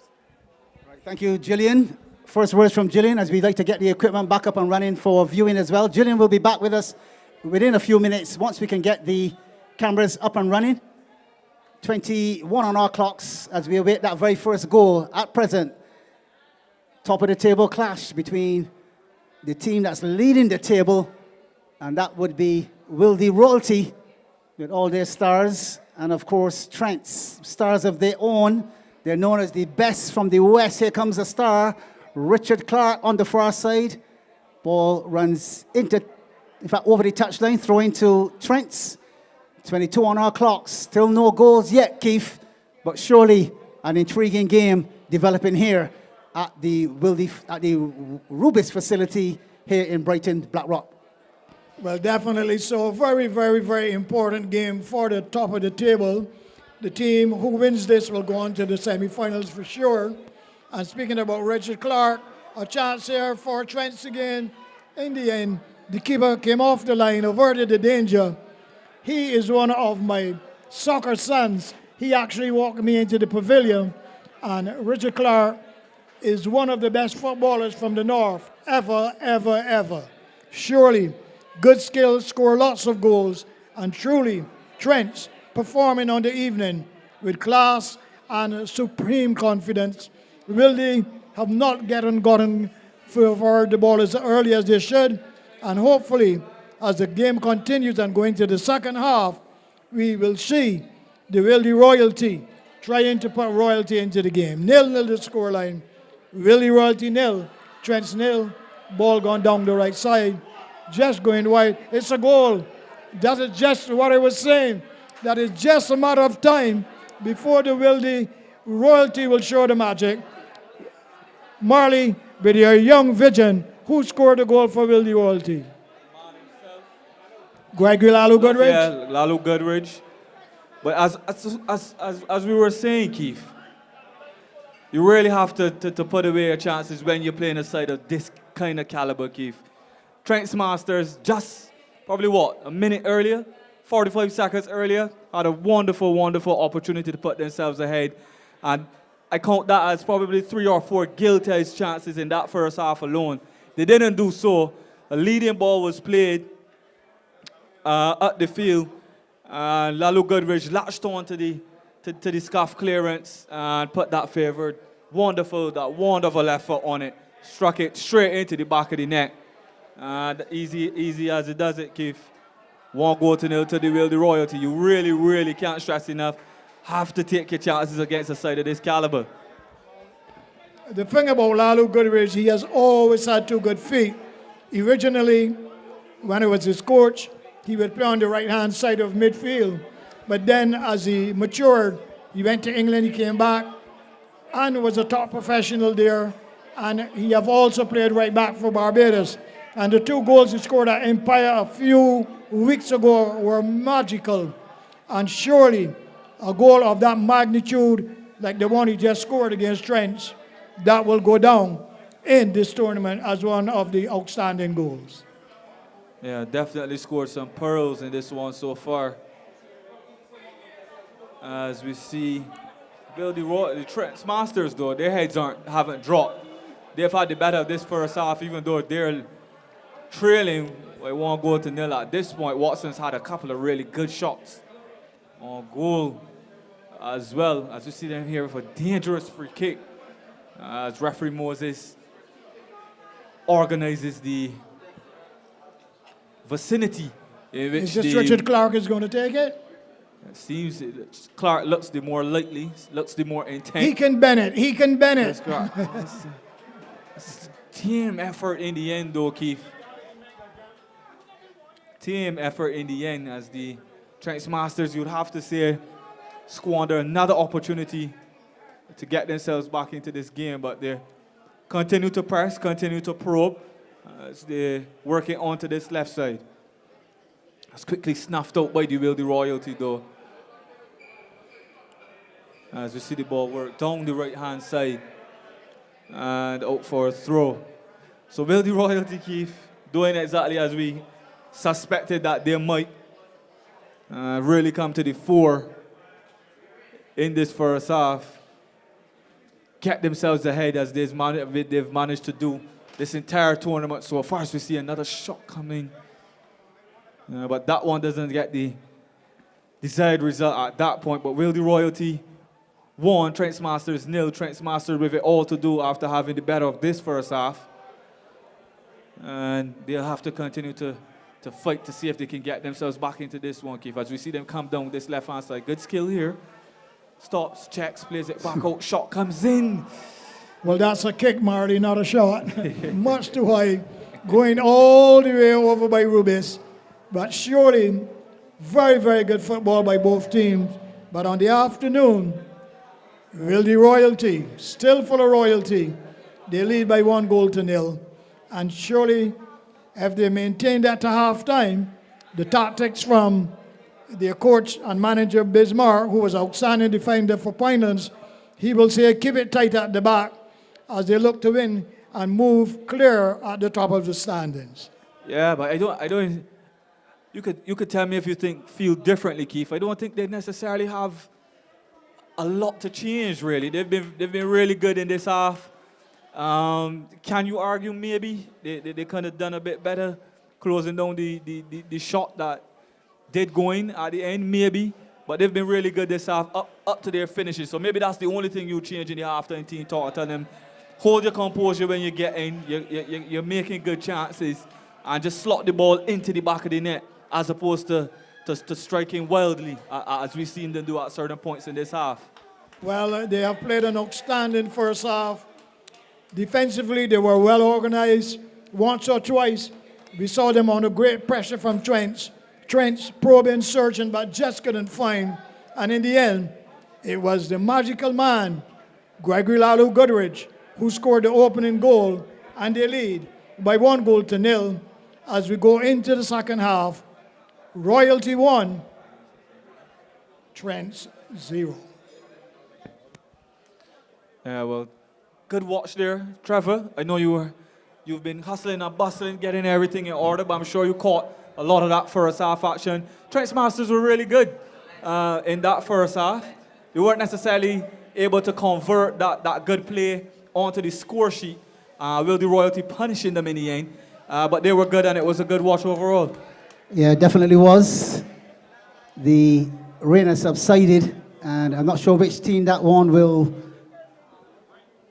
Not sure what time, who will come to the party next, basically, but surely Wildy Royalty never to be discounted when you have a player like Goodrich at the helm and striking in brilliant form as in this 2023 season. He's continued where he left off in the 2022 OBL-FIT, and he's brought his skills here to this massive, massive crowd here at Rubis Sports Club. The facilities are excellent. Thank you very much to the committee for allowing us to grace us with our presence. And of course, thank you very much to you, the patrons, for making your presence felt both on the inside and the outside of our facility here with the food and drink and nice party atmosphere as well. And we have a superb second half to look forward to. We're seeing sweetbread, we're seeing fish cakes, we're seeing road tennis commentators. They're all here. And as we go to the break, we leave you with the fact that the Wildy Royalty team are stepping ahead in the OBL-FIT 50s. They're leading 1-0. A goal scored by Gregory Lalu Goodridge. Deep into the first half, Wildy Royalty 1, Trent's 0, who are second. Join us for more action in the second half. The Barbados Tourism Marketing Inc. BTMI, in association with Commentator Sports Incorporated CSI and the Barbados Invitational Masters Football Classic BIMFC, welcomes back the Caribbean's premier international veterans football tournament to the beautiful island of Barbados. BIMFC presents the best of local and overseas veterans footballers in a ding-dong battle, no stopping, table-topping, jaw-dropping football contest. Don't miss a single penalty kick, flick, free kick, set play, dead ball situation, volley, half volley, hat-trick, brace, goal! Follow us on Instagram at BIMFC246 or at Trevor Thorne Scores. On Facebook, visit Barbados Invitational Masters Football Classic and find us on our website at www.bdsmfc.org for all tournament details.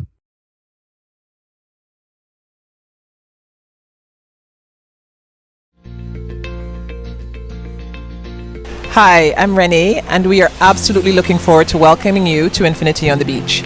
We offer staycations, and the reason people choose us is because we're located right in the heart of the Gap, within walking distance of everything, but when you come back to the hotel, you have your own respite. We are right on the beautiful Dover Beach, so we provide the perfect location for that mix of local excitement and entertainment and relaxing time on the beach. If you walk out of the hotel in either direction, left or right, you have a choice of restaurants, nightlife, and amenities, so you never lack for anything to do.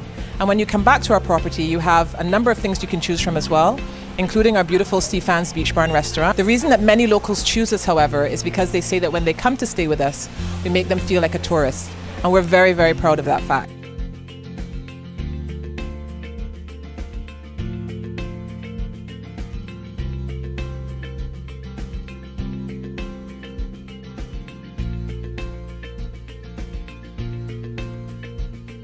So please, when you're looking for somewhere to spend that relaxing weekend getaway, we invite you to come stay with us at Infinity on the Beach.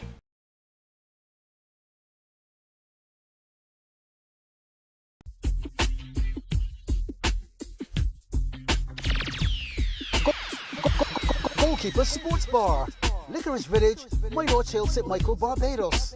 Telephone number 427-3168. Mobile number 826-0137. Lunchtime, Monday to Saturday from 11 a.m. On Wednesdays, cow heel soup. Fridays, meal cuckoo. Saturday mornings, sauce. Friday night, karaoke starts at 8 p.m. The Goalkeeper Sports Bar, 427-3168 and 826-0137.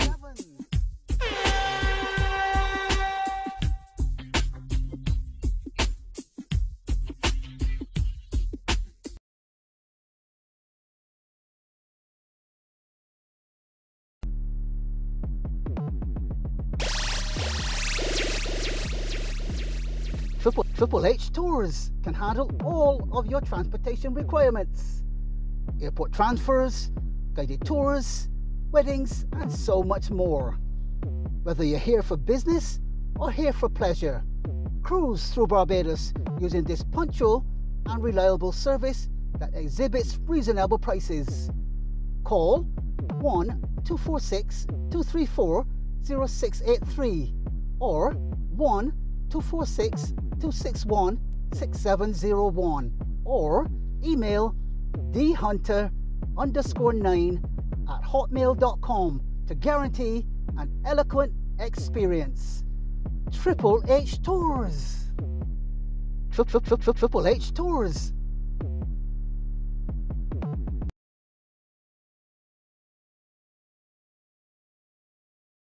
Visit Ayers Meat Shop today for all your poultry, pork, beef, lamb, and fish needs. Located in the Aberdeen Jones Building, Gall Hill, Christchurch. You can purchase premium meat cuts specifically to suit your needs at unbeatable prices. You can also find us in the Glebe St. George and home delivery available island-wide. You can reach us at 256-2565 or 256-2629. Ayers Meat Shop.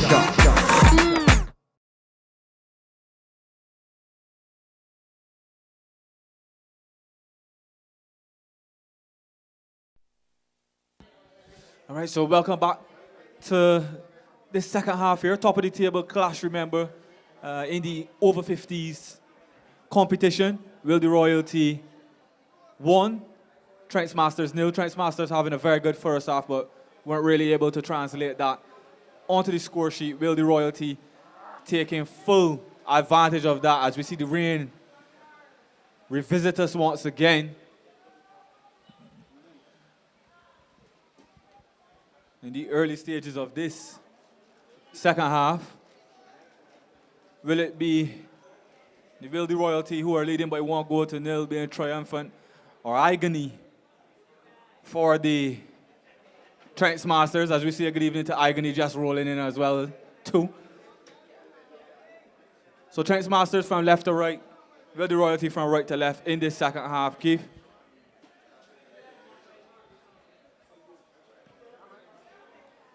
As we see the Wildy Royalty coming out this second half, the stronger side. Lalo Goodridge, pass this man, Trivella cross into the box. But that's really well defended in the end. That was close for the Trents Masters, but Wildy Royalty coming out like they mean business in this second half. Top play from Lalo Goodridge once again. Trents Masters able to repel it though.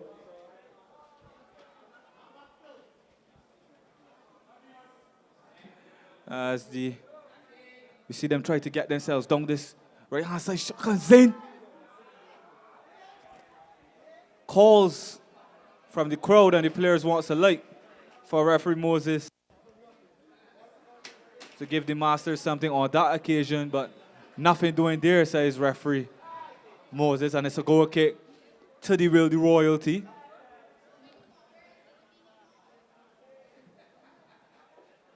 As they look to get us restarted. Score kick. Yeah. That's easily dealt with on that occasion by the Trents Masters. Ball comes back over, makes its way out to this right-hand side. Clark, he turns, plays the leading ball. It's his player on the right side. As the Trents Masters work their way up the field in this one. Remember, they started the first half in electrifying fashion. Quite able to do the same here in these initial stages. Credit the Wildy Royalty with that. They started quite slowly, but grew into the game evidently. As they get themselves a free kick in the midfield here.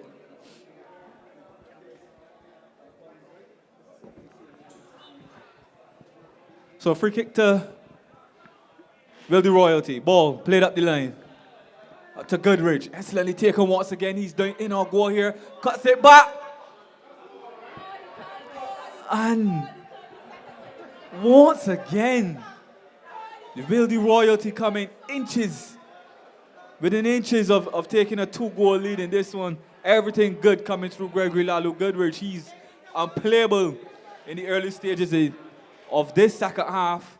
As we see him now do the Travella cross with the left foot. He did it with the right a bit earlier, so all the bags and tricks are coming out from Goodridge in this one here right now. Masters able to repel that one though. Bit of skill in the midfield there on that occasion.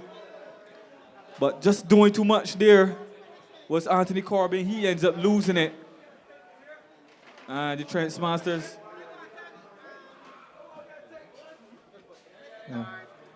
are back under pressure once again. So the Trent Masters, having been really good in that first half, are kind of hanging on by a thread in the second here, where Lalu Goodrich taking this game by the scruff of the neck, almost turning provider on 2 occasions there, motoring down this left side, showing a great turn of pace, and putting some menacing balls into the box, but his teammates just unable to put them in on that occasion as the cross comes into the back post. And once again, that's Wayne O'Neill, who isn't able to put the finishing touches on that one. Second time in a couple of minutes, Goodrich has almost put it on a plate for him. So the Wildy Royalty, maybe they're falling into the same trap that the Trent Masters did in that first half, having a plethora of chances, but really not being able to take any of them. And the Trent Masters will be hoping that it will be their turn to do the Wildy Royalty on them and try to get themselves back into this one with one chance on goal, as we see a ball handled by Goodrich on that occasion. So free kick to the Trent Masters down this right side. And that one's played up the line, but easily cut out by the Royalty. Oh, yeah. As the shot comes in, and that's goal number 2. So as we've been saying, the Wildy Royalty have really come out the traps very, very, very strong in the second half. And you really have to say the goal was coming. Trent Masters resuming this one, sleepwalking, unfortunately. And the Wildy Royalty have really been all over them in this second half. And that was a top finish there from Williams. The goalkeeper, before he could even think about diving, the ball was past him, arrowed into the far corner. And that one maybe is good night, nurse.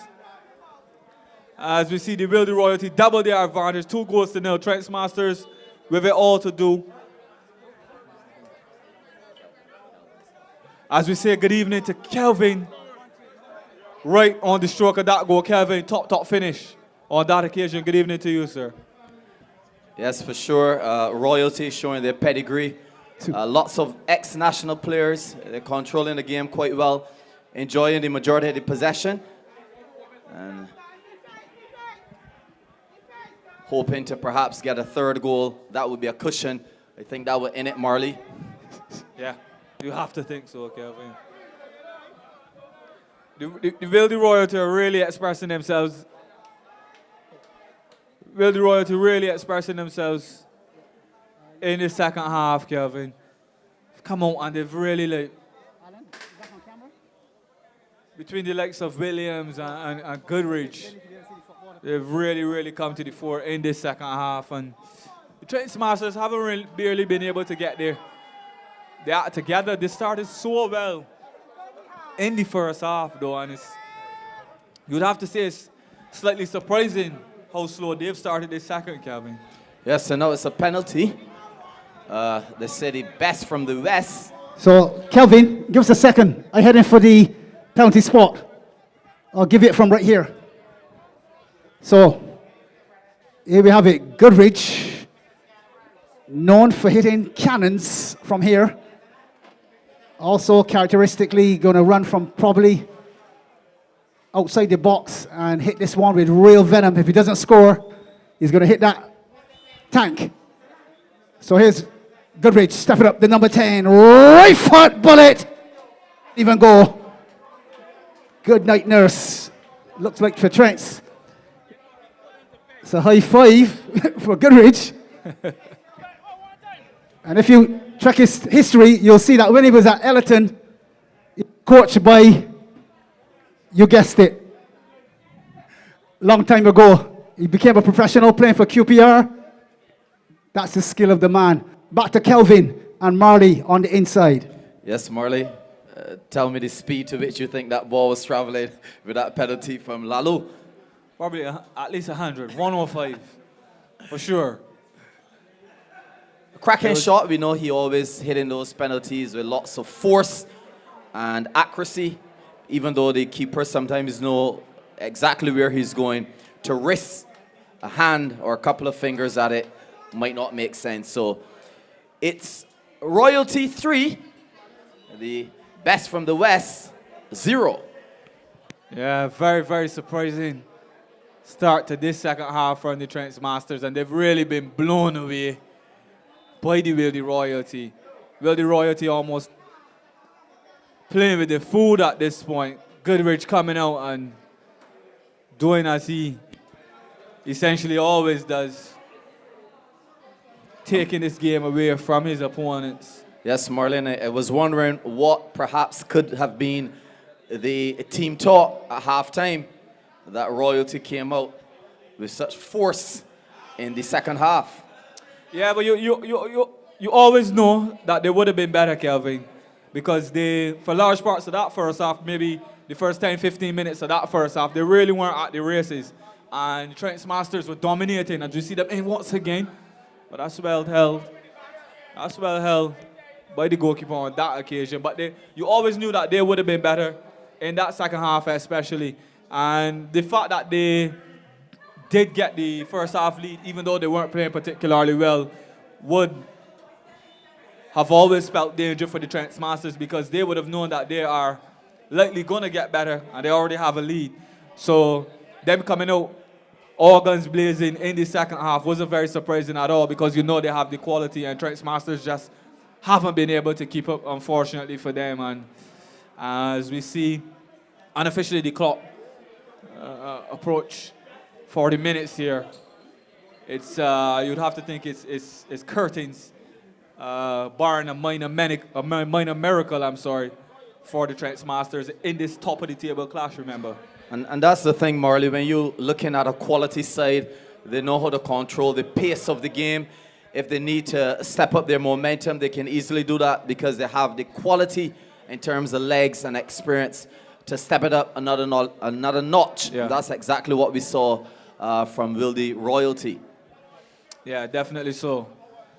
Side at the top of the table, still leading the table before this one even started, even though their counterparts had a game in hand on them. So that kind of speaks to the quality of the outfit that we're seeing here.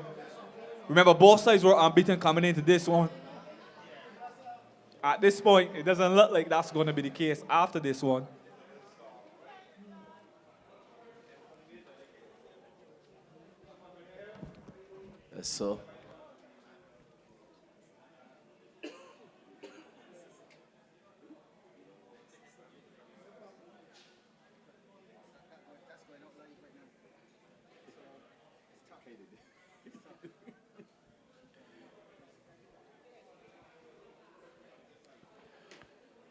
So as we approach the 40th minute, for those of you who just came or have just locked on, it's Wildy Royalty 3, Trent Masters 0.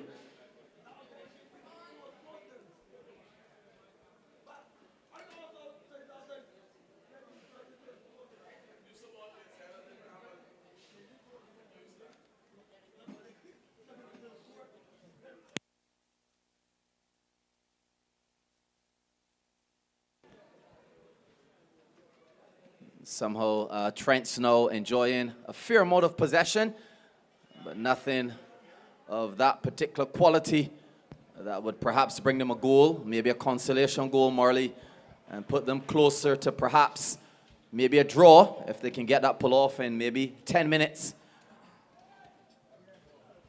Impossible or improbable? Improbable, definitely. Impossible, no. They've got quality in their ranks, we know that. But against this Wildy Royalty side, if you're a betting man, you're not going to bet against this side 3-0 up. Even if you were betting, the odds wouldn't be very kind to you at this point. Side top of the table, 3-0 up. You wouldn't even get a couple of cents on your dollar at this point. Not. We've limited time as well, because it's now the 41st minute in this second half. So yeah, so Wildy Will the Royalty coasting at this point? As you see Williams come over here down this far side. He looks to play the sweeping ball out to Lalo Goodrich once again. That's an excellent pass. Goodrich facing up his man. He's going to be tested. Couple of step overs.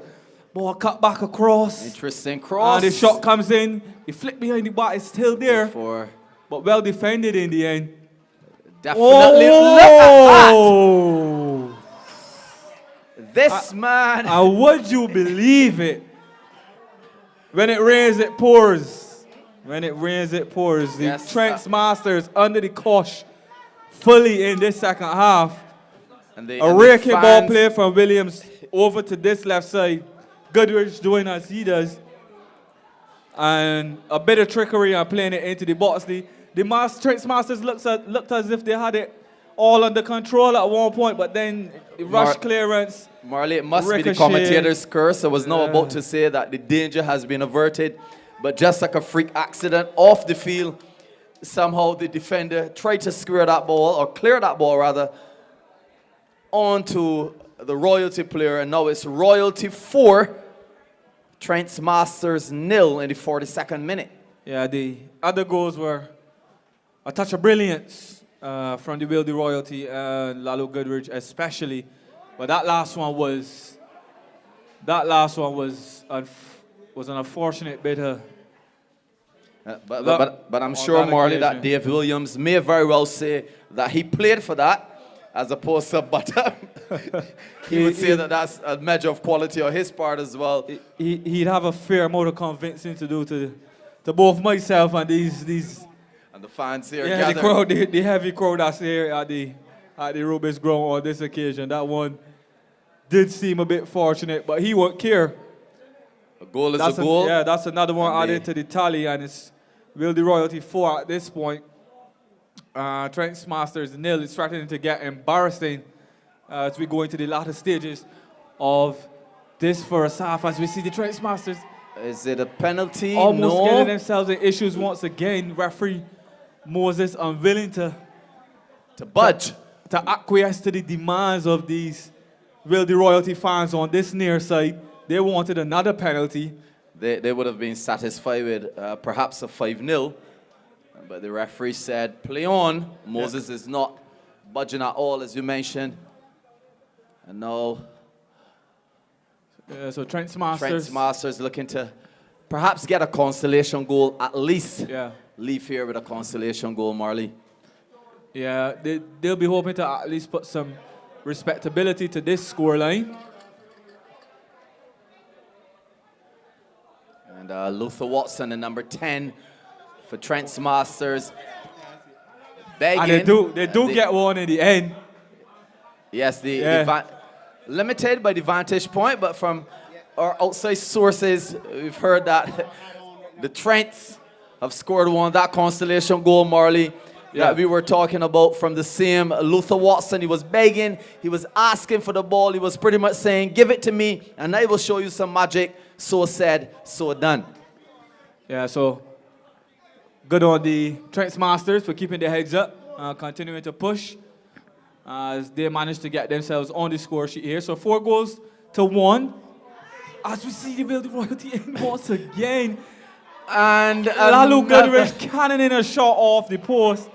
And on this occasion, Steve Moore managing to pick up the pieces. And almost immediately after the Trent Masters finally get themselves on the score sheet, the Wildy Royalty are back on the score sheet themselves once again. So it's now 5-1. And Marley, you will call that an answer back. In the court, you may call it a rebuttal. Yeah. But in a matter of a minute's time, Royalty showing their strength and prowess in getting a goal. So it's now Wildy Royalty 5 and Trent Masters 1 in the 45th minute. Can we expect some more magic, perhaps another goal, Marley, before the close of this game? Well, you'll be a brave man to bet against it after seeing 6 in the game so far. Kelvin. Trent Masters almost poking the bear on that occasion. As soon as they got themselves on the score sheet, the Wildy Royalty thought, okay, well, we'll just pop back down the next time. We'll show you who's in control of this game. We'll show you who has the stealth and strength to master this game. But this is sweet football. Yeah. We're enjoying it. We love a game that has a lot of goals, lots of things to talk about.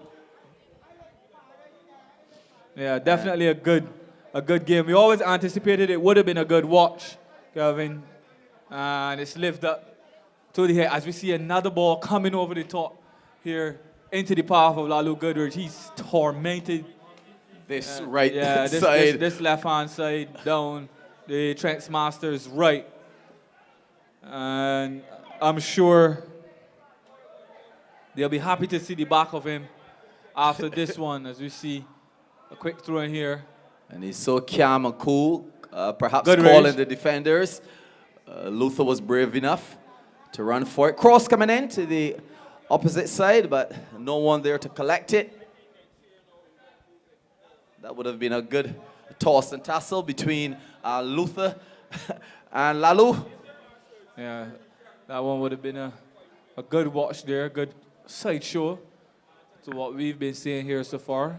Yes, two very skillful and experienced players, both with a fair amount of caps for their country. But now with Strengths again on the move, looking to penetrate the defense of Royalty. Perhaps looking for a second goal, Marley. Yeah, good on them that they've continued to play in this one. They could have allowed them their heads to drop and not necessarily continue to play after being on the receiving end of this trouncing, Kelvin, but they've continued to play in this one and they've continued to make a fist of it as we see them work the ball around here in the midfield area. Definitely. This is kind of what we saw from them in the very, very early stages of the first half. They were really nice and composed on it. Really, it's probably easy to forget, taking a look at the scoreline right now, that they were playing so well in the initial stages of this one. But that's football for you. If you don't score your chances, you can be punished. And they definitely were punished, and punished ruthlessly by this Wildy Royalty side. They're top of the table for a reason. And they've shown no mercy in this second half, Kelvin. And definitely, Marley was about to say the same. Possession is only a part of football. It's good to have the possession. But if you do not materialize that possession into goals, then that's all it is, possession. But it's Strengths now with the ball, bringing it from the 18-yard box. And from all indications, Marley, that's the final whistle. Yeah. So it's Wildy Royalty 5, Trent's over 50 Masters 1. Yeah, it was a good game in the end. Kudos to the Wildy Royalty. They showed why they're top of the table. They showed why they are unbeaten. They showed why they've accumulated the most points in this over 50s tournament so far. Trent's Masters will still stay second by all accounts. But it was and truly a trouncing from the Wildy Royalty, showing their mettle, showing their class in the end, coming out on top, Kelvin. Trent's Masters will have to recoup, we'll have to recuperate, we'll have to regroup, and come back with a different strategy. Yeah, take a hard look at themselves. No, I'm not even necessarily sure a different strategy, Kelvin. Well, different strategy in terms of the finishing, maybe, but they played a good game in that first half. They allowed themselves to be a bit lapsed in the second half. Defensively, they weren't anywhere near that open in the first half, and they were made to pay for it. Maybe that's the different strategy that you mean there. Maybe having a chat about that and saying, yeah, well, we can't be good for 25 minutes only. We have to be good for the entire 50, especially defensively, especially against sides that contain the type of attacking power and prowess that the Wildy Royalty do. But the Trent's Masters are a top outfit, and they will beat a lot of other sides in this competition. So there's no shame in losing to this Wildy Royalty outfit. They're a top side. They put out a very, very good show for us this evening, Calvin. Yes, so and in terms of strategy, Marley, I think that if they're gaining most of the possession in the early 20 or 25 minutes of the game, they may want to look at their formation and perhaps employ another striker and try to get as many goals as possible, or at least a goal in the first half to come home in the middle of the match with at least one goal.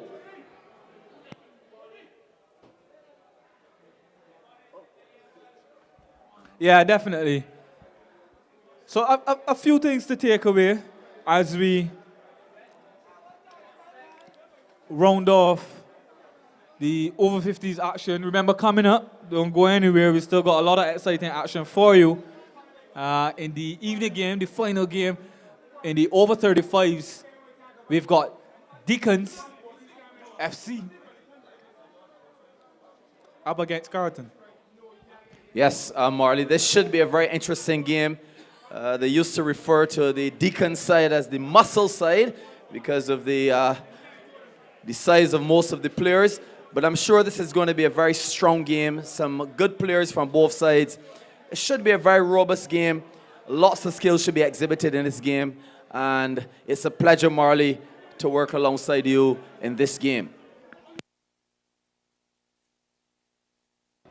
Pleasure's all mine, Kelvin.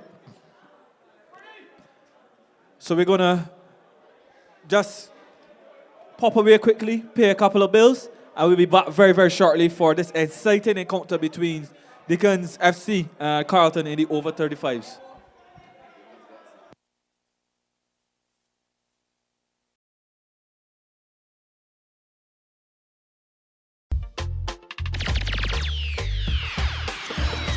Scotty's Car Rentals. New cars, low prices. 7-seaters, Jeeps, small cars, and mid-sized sedans. From as low as 78 Barbados dollars daily. Special conditions apply. They offer free pickup and delivery, fully loaded vehicles, visitor rental permits, comprehensively insured, GPS available, and ask about our leasing program. Find us at Lodge Hill, St. Michael, Barbados. Telephone number 246-243-4653 or 246-230-5850. Go to our website at www.scottdeals.biz. Our email address is kkscott@hotmail.com, and our Facebook is Scotty's Cheap Car Rentals. Visa and MasterCards accepted. Scotty's Car Rentals. New cars, low prices.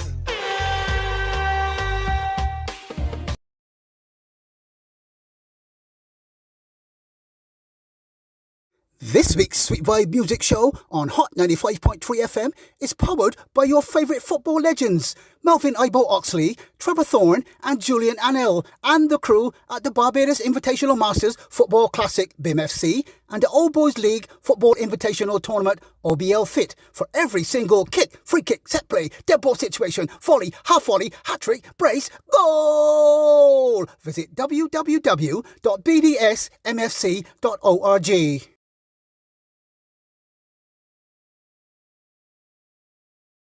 The Barbados Invitational Masters Football Classic BIMFC invites you to the Caribbean's premier international veterans football tournament on the beautiful island of Barbados. Combined sightseeing, sun, sea, sand, surf, and of course fabulous football. Weeks and weekend, Friday 26th through Monday 29th May 2023.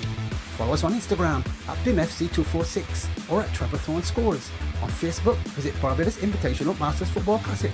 Our YouTube channel is BIMFC Masters, and find us on our website at www.bdsmfc.org for all tournament details. The Barbados Tourism Marketing Inc. BTMI, in association with Commentator Sports Incorporated CSI and the Barbados Invitational Masters Football Classic BIMFC, welcomes back the Caribbean's premier international veterans football tournament to the beautiful island of Barbados. BIMFC presents the best of local and overseas veterans footballers in a ding-dong battle, no stopping, table-topping, jaw-dropping football contest. Don't miss a single penalty kick, flick, free kick, set play, dead ball situation, volley, half-volley, hat-trick, brace, goal! Follow us on Instagram at BIMFC246 or at Trevor Thorne Scores. On Facebook, visit Barbados Invitational Masters Football Classic and find us on our website at www.bdsmfc.org for all tournament details.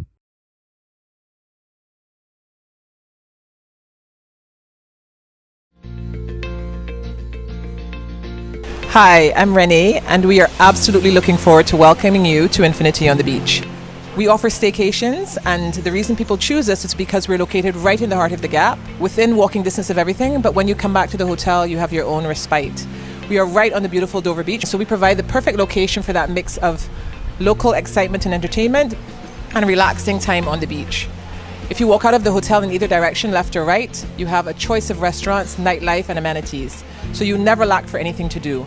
And when you come back to our property, you have a number of things you can choose from as well, including our beautiful Stefan's Beach Bar and Restaurant. The reason that many locals choose us, however, is because they say that when they come to stay with us, we make them feel like a tourist. And we're very, very proud of that fact.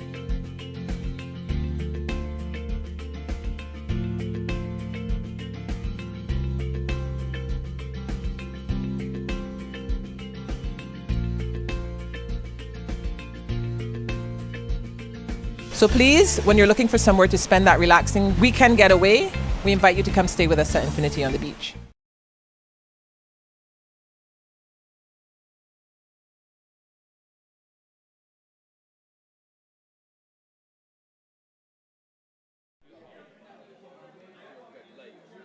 And we're live from the Rubis Sports Club. Rubis it is, and at present, still getting some issues with the weather. The rain is with us every so often, so that interferes with the stream as well as the equipment. But we'll try to give you some running commentary here, and hopefully the video will come back very, very shortly. This evening, as you join us, yours truly, Trevor Thorne from Commentator Sports Incorporated. Alongside me, to my left, immediate left, Marley Leacock, a CSA. And of course, up-and-coming gent that is probably going to end up being a CSA eventually, Mr. Kelvin Skeet is with us, known for road tennis commentary, but of course wants to expand his horizons and has joined forces with the CSA stream team to bring us live coverage from time to time here. At present, 0-0 the score between two other big McGuffies, I would call them. It's Carlton-ATP up against Deacons FC. And at present, just about 3 minutes as you join the live audio. And of course, 3 commentators on screen on your YouTube channel. We apologize, and that's simply because the rain has interrupted our video presentation. Hopefully, we'll get it to return very, very shortly as the rain is subsiding. And if that happens, you get every single kick, free kick, set play, dead ball situation, volley, hat trick, brace, goal. You get it all here on CSA stream team. BIMFC in the house, 0-0 between Carlton in the green, and although you can't see it, Deacons in the yellow, and at present it's 0-0 with Deacons kicking from right to left. Deacons defending the goal on the right hand side, then in fact defending the goal on the left-hand side. That would be the kicking from left to right in the yellow jerseys, and in the green shorts and so on, it would be Carlton-ATP. As we say, good evening to Marty Leacock. Yeah, good evening once again, Trevor. Should be a good one here, as we see a good shot coming on that occasion. That's from Carlton. Immaculately decked out in their fluorescent green kit. As Carlton try to make their way up the field. That attack is quickly snuffed out though. As we see, this one seems as if it'll be a keenly contested one, Kelvin. Over 35s, so you know the pace will be a bit quicker, more than likely, than what we just witnessed in the over 50s. No disrespect to the over 50s, because we got some top players and very, very skillful players and fit gentlemen in the over 50s categories as well, Kelvin. But should be a good encounter, should be a good match. Lots of top players. See that likes of Kent Hall, so on and so forth on these sides as well, as we see Carlton with a free kick here, but that's well blocked. Yes, and kudos to BIMFC and Trevor Thorne for conceptualizing this over 35s. So you're seeing some younger players, faster legs, stronger legs, being incorporated on one evening with the over 50 players. So it's a beautiful session this evening down here at the Rubis ground. Deacons somehow controlling the majority of this first half so far with some very decent possession, not rushing it at all, but it's Carlton, a very soft touch and danger easily averted by Deacons. So, as we said before, Carlton-ATP, aged to perfection in the fusion green. I think that's the correct color that a young lady allowed me to know last week. And Deacons playing in the bright yellow. Any predictions, Marley? Any predictions, Trevor?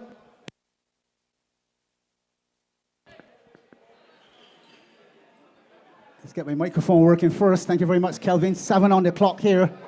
And let's just do it like how CSI will always do it. The standard is very high. We must give you the starting 11s for sure. For Deacons, Keith Holder is their keeper. A back four consisting of Ronaldo Fenty on the left, weighing 7.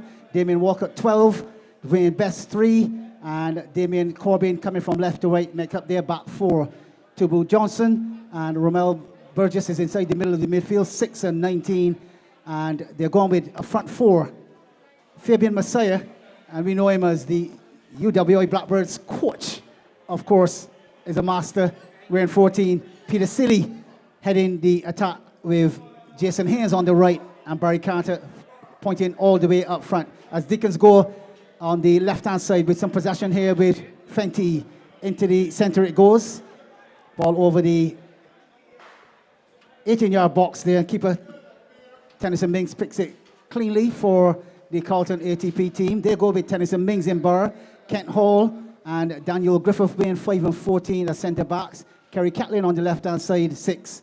And Michael Grant weighing 15 is the right back. In the centre of their midfield, they're a little bit short on numbers, so Cody Mark picks up a defensive spot wearing the number 8.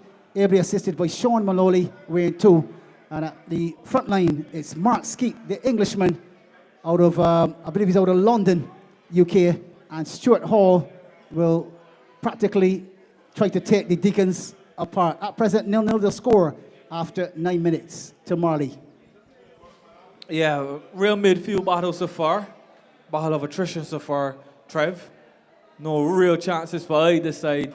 It's been keenly contested in the midfield game. The game hasn't really had a chance to settle down as yet into a real pattern. Both sides just fighting tooth and nail for possession. You'd probably say Deacons edging possession in these early stages, maybe. Probably 55-45, but no real chances just yet as both sides look to assert themselves on this one. As you see, shot coming in from a long way out on that occasion. But a keenly contested affair, and you expect it to settle down into a pattern pretty soon, Trevor, as both sides will look to impose their varying styles on it. And we're looking forward to a good one here. Yes, Kelvin. I think that was Ronaldo Fenty letting the right boot go there. The ball skidding off the slippery surface, but going past the near post of Tennyson Mings. No problems there, but Deacons look like a class act for sure in this 2023 season. And it argues well that when we get to the international tournament as well, that these 6 teams will represent themselves very well in the 35 and overs. If you get the English coming through, the USA teams, those out of the Caribbean region, you can picture this 26th to the 29th of May, packed to capacity, and it's about at this time that you would normally have a final being played. So you can imagine the atmosphere that could be created here when 2 teams kick off on this near side, and we stream it live across the world with the top commentators on board. Kelvin, both Kelvin, Marley, Keith Griffith, yours truly, and who knows who else is going to join CSI. But obviously you want to be up to a certain caliber, and of course, we never go without trying to name that starting 11.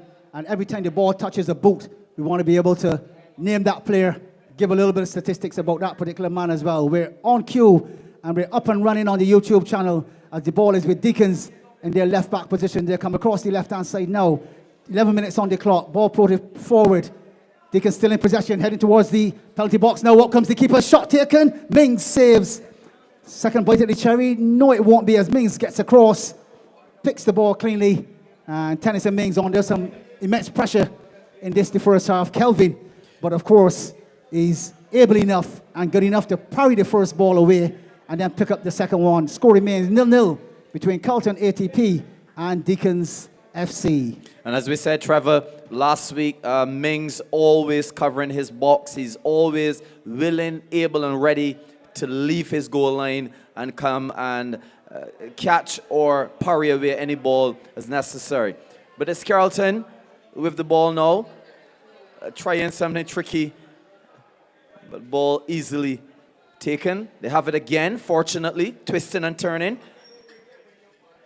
But somehow the Deacons' defense of these muscle men somehow is averting the danger quite easily, Marley, and controlling the majority of possession, as you said earlier, is probably 55-45.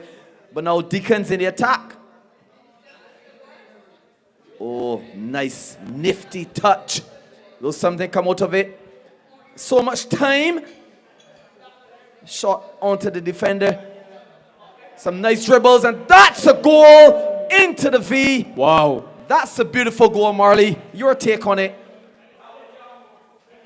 Barry Carter looks like from here, he's a marksman. Yeah. I've seen him before, Marty. Superb finish on 13 minutes. Deacons with the 1-0 lead over Carlton-ATP. Yes, Yeah, Barry it was- Carter, it was- very, very dangerous player from the days of St. Leonard's. A marksman, as Trevor said, and that's a beautiful turn, beautiful shot into the V. Marley, give us your take on that goal. Yeah, well, we saw some top ones this evening, Kelvin. For the game before this one, especially for the likes of Lalu Goodrich, but that one was a top finish. Out of the top draw, top bins, everything top about that one. It was brilliant play down this left-hand side from Deacons. They've been probing. Most of their attacks have come from that side. And it was well worked.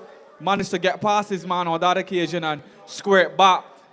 You thought the chance was almost gone when he kind of controlled it initially, but he turned and swiveled on it majestically and rifled the shot into the top corner. That was a brilliant finish. And really, really a goal deserving of sending aside one goal up. So Deacons FC 1, Carlton 0. And based on the balance of play, you'd probably argue that that's about fair at this point, Kelvin. Definitely, we are now into the 14th minute. To me, though, Marley, somehow Carlton-ATP allowed Deacons lots of time with that ball before the shot was actually pulled. The initial shot was parried away by one of the defenders, and then somehow Barry Carter was able to collect the ball with lots of room, lots of freedom, and lots of time, and he executed that shot quite nicely and garnered a goal for the Deacons side. But it's Deacons with possession again. Perhaps now, Marley, there have been a major paradigm shift in terms of the actual possession, with Deacons probably having at least 65% of the possession. But now it's Carlton looking to attack, perhaps get themselves a goal so that for the halftime whistle, it will be 1-1. Yeah, they've been tidy enough so far in possession, Carlton, but they really haven't been able to bear their teeth. I count one shot in this first half in the very, very early stages when they made their way down the right, but after that, they haven't really been able to test this Deacons side, who've just gone from strength to strength, and especially down this left-hand side. They've caused lots of problems, as you see them coming forward again. Through ball played. And in all fairness, occasion, Marley. Yeah, from Sealy, but that was cut out on that occasion. But he's been a real thorn in the Carlton side, down that left-hand side, and that's caused them lots and lots of problems. So unless they can really address that, Carlton, it's going to be a long half for them in this one, you think? And you realize, Marley, that Deacons have a very balanced side in terms of their defense. They're winning the balls quite easily from Carlton, and then in their attack, they have lots of experience, and they're very comfortable with their attack, not rushing it at all. So I can tell you, I suspect that Carlton is going to be put under some tremendous pressure. But nonetheless, Carlton also have a very strong side, and they can pull back and perhaps put some pressure on Deacons, and we'll have an evenly contested game. Yeah, well, if the game before this taught us anything, it's that if you don't necessarily capitalize on your chances, you're going to be made to pay. As we see Deacons coming forward down this right-hand side for really one of the first times in this second half. As we see Adrian Haynes and the likes of Burgess get into the attack for one of the first times, really, because most of the players have been through Sealy down that left-hand side.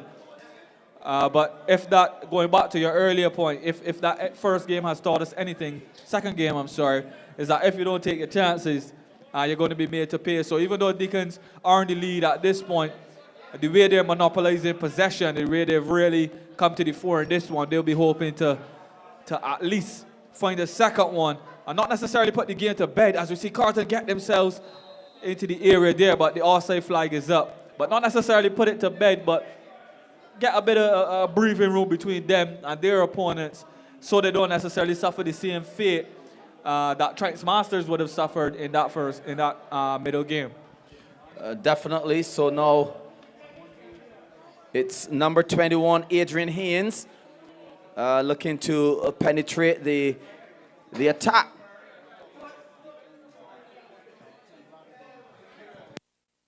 So now it's a chance again.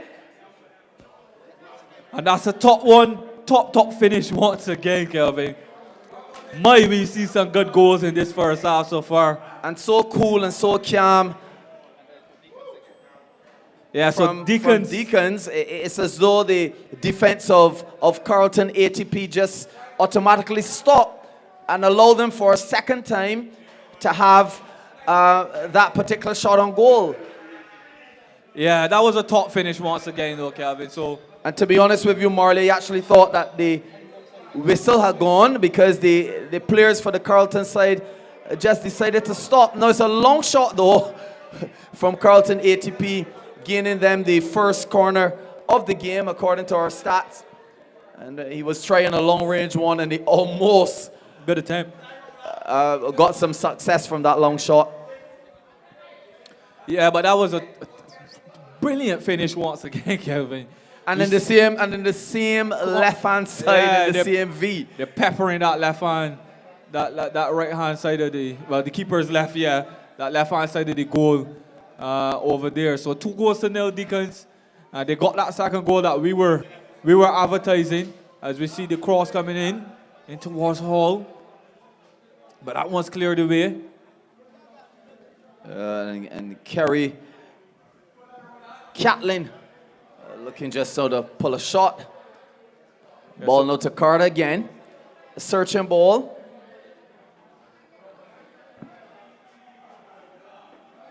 Finds Adrian Haynes. He's looking to create some magic with that one. Yeah, but not necessarily getting the desired result on that occasion. But Deacons really wrestling control of this game from the Carlton outfit. Well, what do you think about perhaps Kent Hall playing so deep into the defense this evening, knowing that Deacons have a very strong side? It's Burgess twisting and turning, and he's still playing Premier League. Marley for Carlton FC. Ball now to Mings, and Mings is very cool and calm. He doesn't look like the goalkeeper who had 2 goals hit past him so far. Long searching kick on a small field. Yeah, but to your point, we haven't necessarily really seen Hall in the attacking third, really. You'd have to think that that's by design for the Carlton side. Whether you agree with it or not is something else entirely, because at this point you know that they need a goal. And he's probably their most creative player. Haynes again. Haynes dispossessed there on that occasion. By the same Hall. And that's the thing, Marley, when you have a talented player, you can use him as a utility player wherever you want to. And with a man like Hall, yes, he's important as perhaps a midfielder.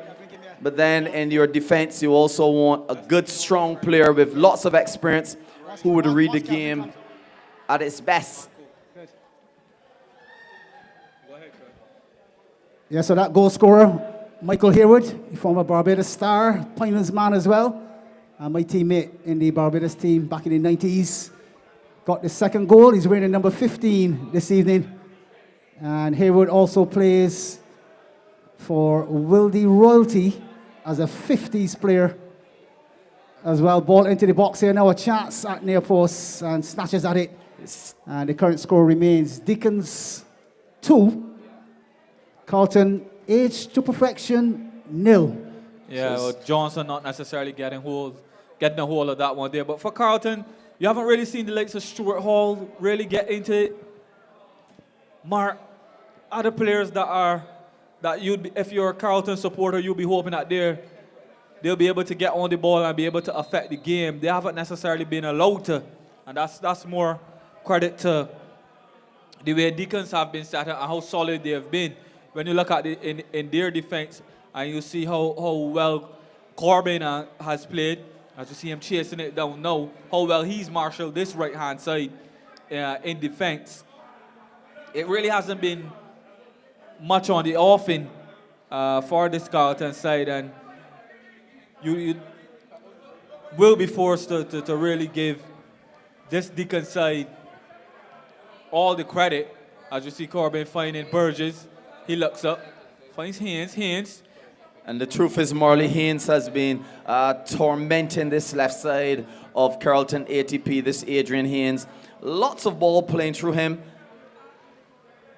And now the attack is on. In once again, Burgess, lock spot. But the dribble is too good for his marker and himself as well. And he loses it in the end. But Deacons on the attack once again. The ball comes across. Control.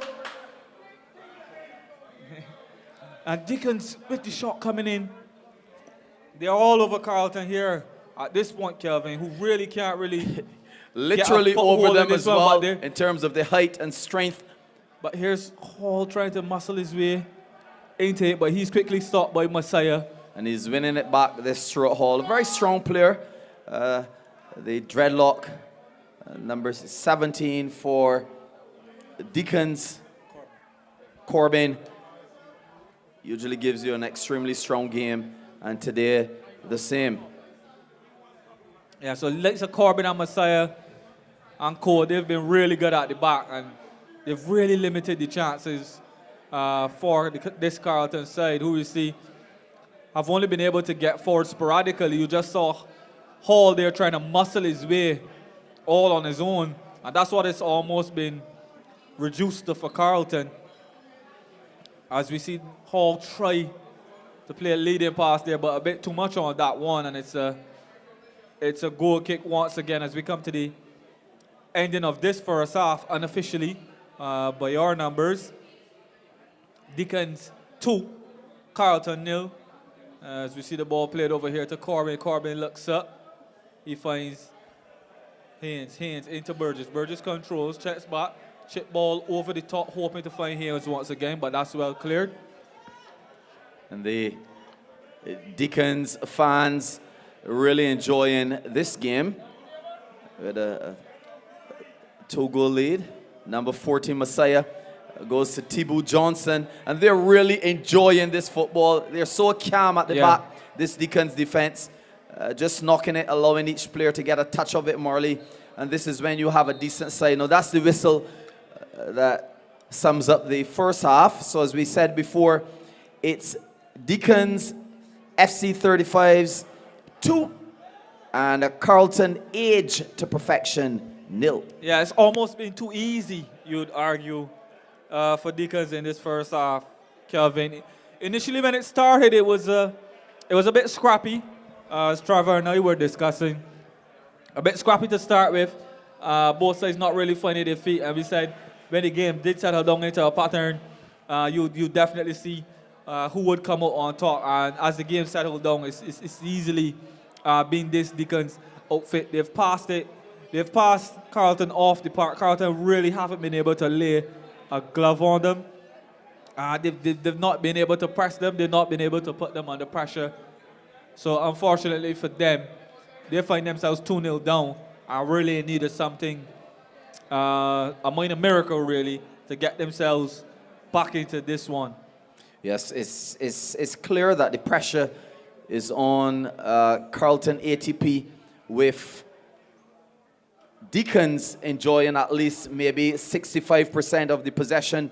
Only one corner kick coming in from Carlton-ATP, and only, I think, 2 shots on goal. So it really shows who's dominating this game. We had 2 very strong shots from Deacons FC, and both of those shots scoring.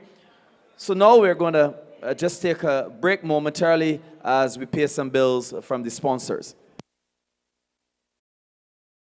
Rubigas, get cooking! Rubigas, clean, safe, and reliable LPG is the perfect solution for your commercial and everyday needs. For cooking at home or barbecuing, choose Rubigas LPG cylinders. Available in a variety of sizes from 20 to 100 pound cylinders.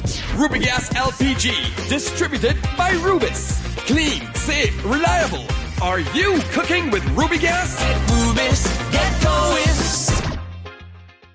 Get Rubigas. Get cooking. Rubigas, clean, safe, and reliable LPG is the perfect solution for your commercial and everyday needs. For cooking at home or barbecuing, choose Rubigas LPG cylinders. Available in a variety of sizes from 20 to 100 pound cylinders. Rubigas LPG, distributed by Rubis. Clean, safe, reliable. Are you cooking with Rubigas? Get Rubis, get going.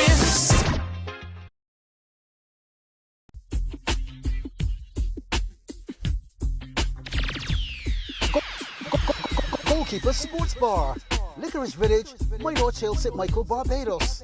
Telephone number 427-3168. Mobile number 826-0137. Lunchtime, Monday to Saturday from 11 a.m. On Wednesdays, cow heel soup. Fridays, meal cuckoo. Saturday mornings, sauce. Friday night, karaoke starts at 8 p.m. The Goalkeeper Sports Bar, 427-3168 and 826-0137.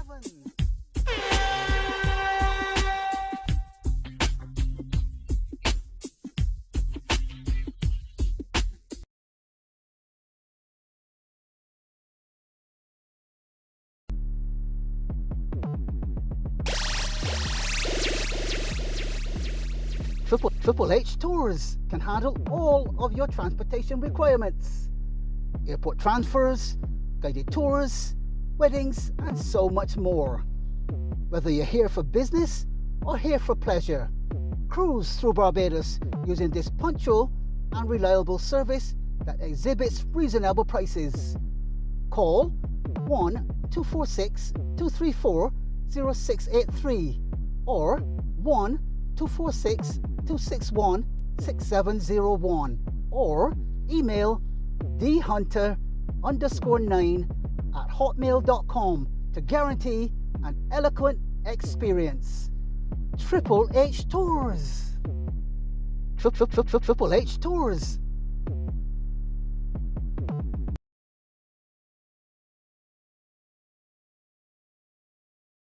Visit Ayers Meat Shop today for all your poultry, pork, beef, lamb, and fish needs. Located in the Aberdeen Jones Building, Gall Hill, Christchurch. You can purchase premium meat cuts specifically to suit your needs at unbeatable prices. You can also find us in the Glebe St. George and home delivery available island-wide. You can reach us at 256-2565 or 256-2629. Ayers Meat Shop.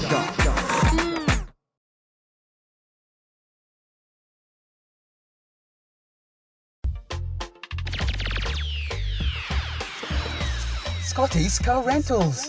New cars, low prices.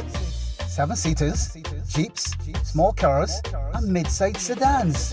From as low as $78 Barbados dollars daily. Special conditions apply. They offer free pickup and delivery. Fully loaded vehicles, visitor rental permits, comprehensively insured, GPS available, and ask about our leasing program. Find us at Lodge Hill, St. Michael, Barbados. Telephone number 246-243-4653 or 246-230-5850. Go to our website at www.scottdeals.biz. Our email address is kkscott@hotmail.com. And our Facebook is Scotty's Cheap Car Rentals. Visa and MasterCards accepted. Scotty's Car Rentals. New cars, low prices.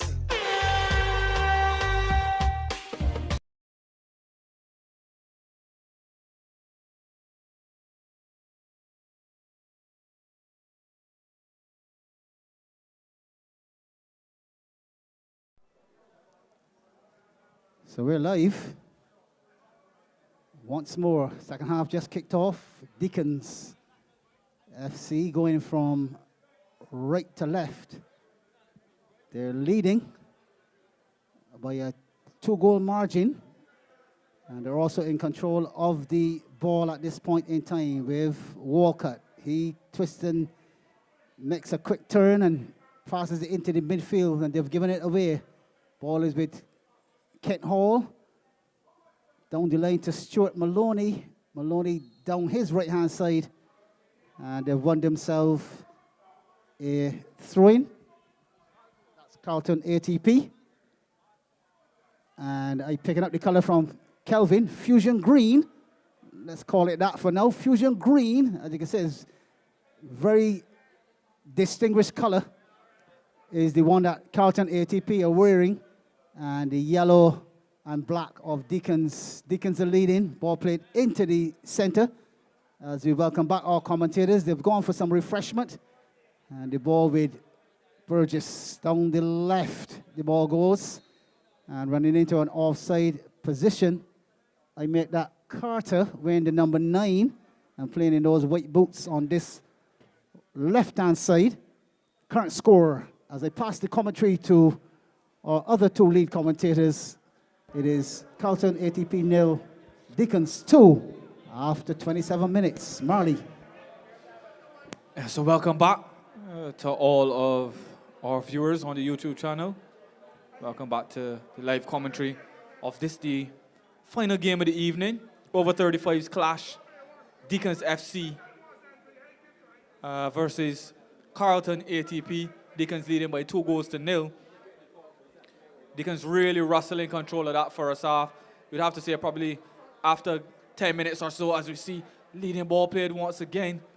Johnson in, twist, cuts the ball back in, but that's cleared on that occasion. As you see, Deacons essentially resumed this half the way they ended the first. It's Messiah clipping it in, but a bit too much on that one, on that occasion. But Deacons essentially continuing how they would have started that first half, Kelvin, controlling the pace of this one, and it looks to be much more the same. Do you expect anything different from Carlton in this second half?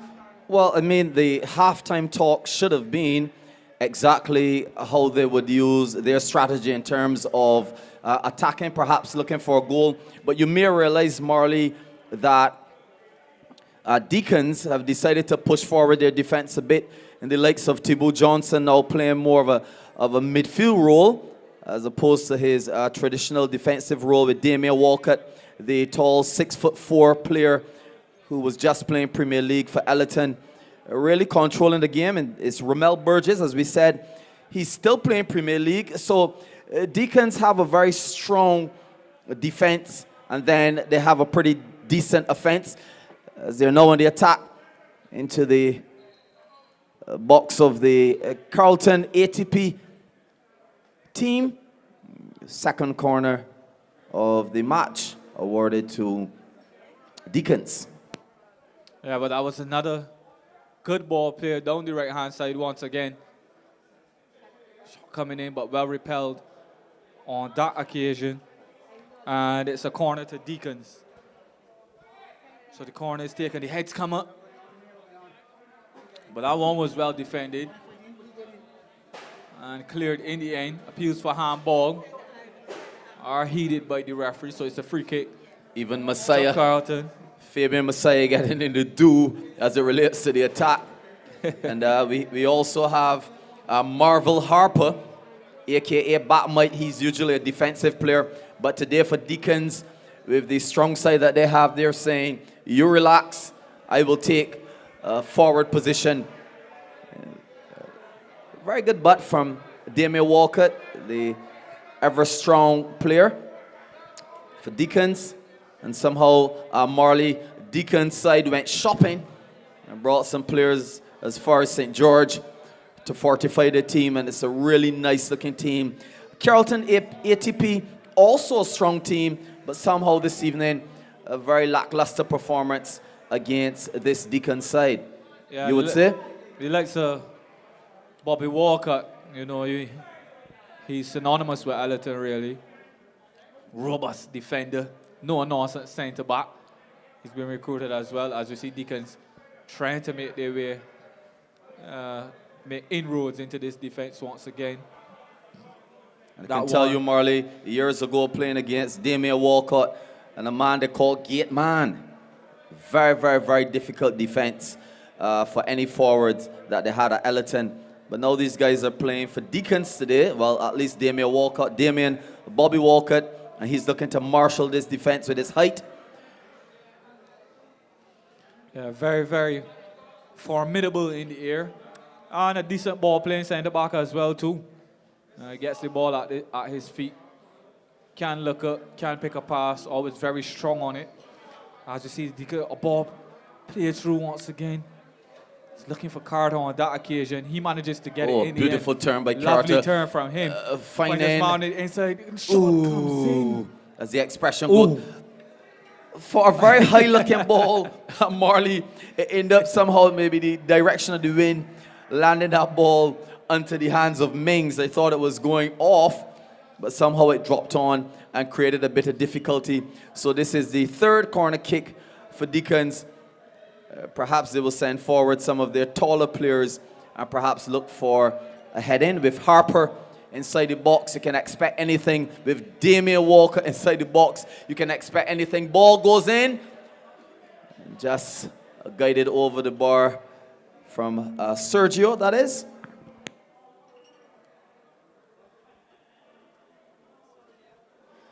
Yeah, so good play from Deacons once again. When Carter cut back in on that occasion and eventually found Jones, he took his shot, a bit of a splice shot, and you thought it would have sailed directly over the crossbar, but that wasn't to be. The goalkeeper had to make sure that he was well and truly aware in order to keep that one out on that occasion. But it's all Deacons in this second half so far, Kelvin. Yes, perhaps enjoying maybe 70% of the actual possession.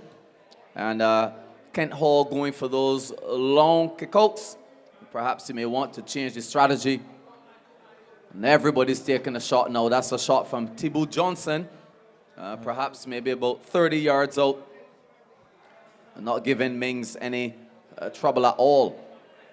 Yes, it's a bit easy for Deacons at this point. Carlton really not able to get on the ball, Kelvin, so far, unfortunately for them, and really not able to exert any kind of pressure on this Deacons outfit, who are able to play out nice and easily from the back and make their way up the field and into midfield without lots and lots of pressure as they continue to do so. And you'd have to think, if they're allowed to continue to do that, Kelvin, there may be trouble in the scorers once again in this one. Definitely, and as you see, the Deacons defender, Ronaldo Fenty, coming forward to enjoy a piece of the forward action.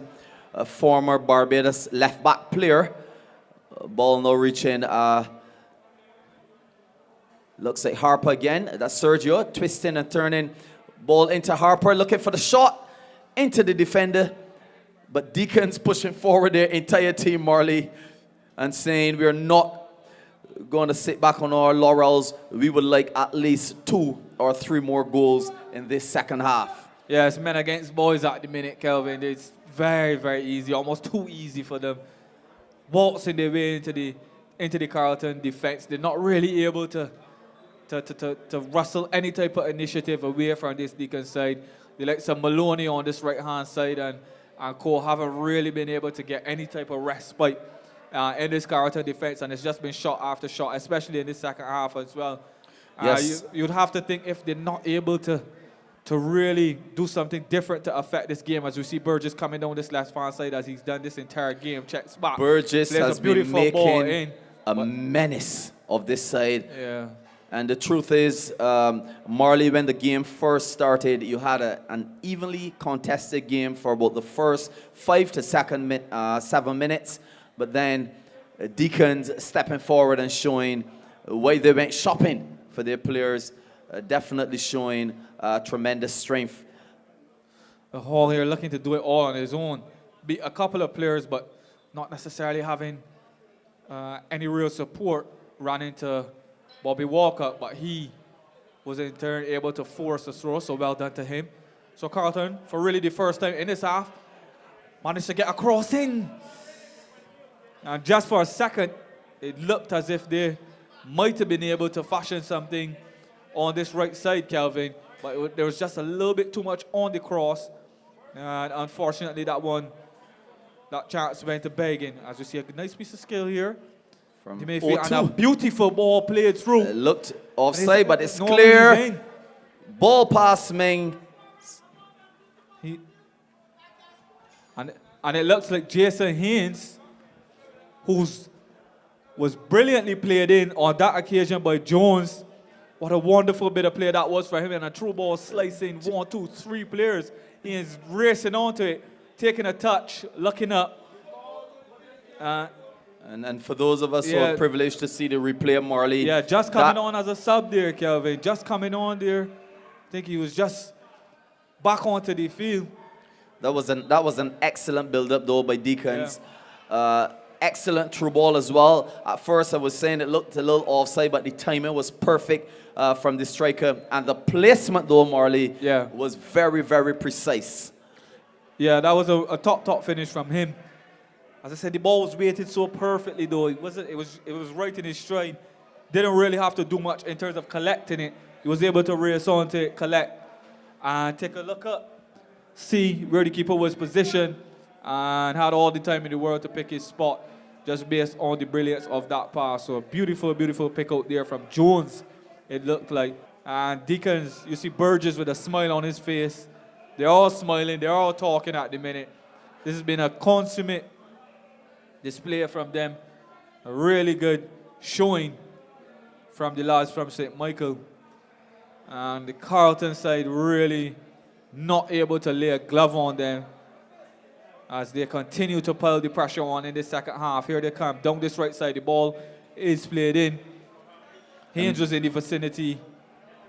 And Mings would want to hold that ball a bit longer, I suppose, just to ease some pressure off of him. A ball just taken off the field. So this looks like a throw now to Deacons. Yeah, so play back down Burgess, this left-hand side. Burgess tormenting Marley. Yeah, he's been a thorn in their side this entire half. Well, this entire game, really. He's really bossed the play. As you see, the Carlton side trying to get out, but unable to do so. As he plays quickly, restarted on that occasion. Deacons with it once again. And you would have realized, Marley, that Deacons somehow rotated right it forward. Ooh, and that's another corner to Deacons. Yeah, stings the palm of Mings once again. So that's another corner for Deacons. So more pressure coming from them. You were saying, Kelvin? I was saying that Mings is not getting any opportunity to rest at all, as the attack of Deacons seemed to be making him quite miserable. Yeah, as you saw the short corner come in, it was a good ball there, but just not able to get a shot in. As we see Hall. Fabian Messiah being pushed around, toss, and Deacons winning that free kick. Not surprisingly. All thinking that one should have went his way. He thought he legally got away from his marker, but referee disagreeing on that occasion. So it was a free kick to Deacons. Walker, all the time in the world to direct traffic, looks up, surveys, finds his man in the midfield. Burgess out to this left-hand side.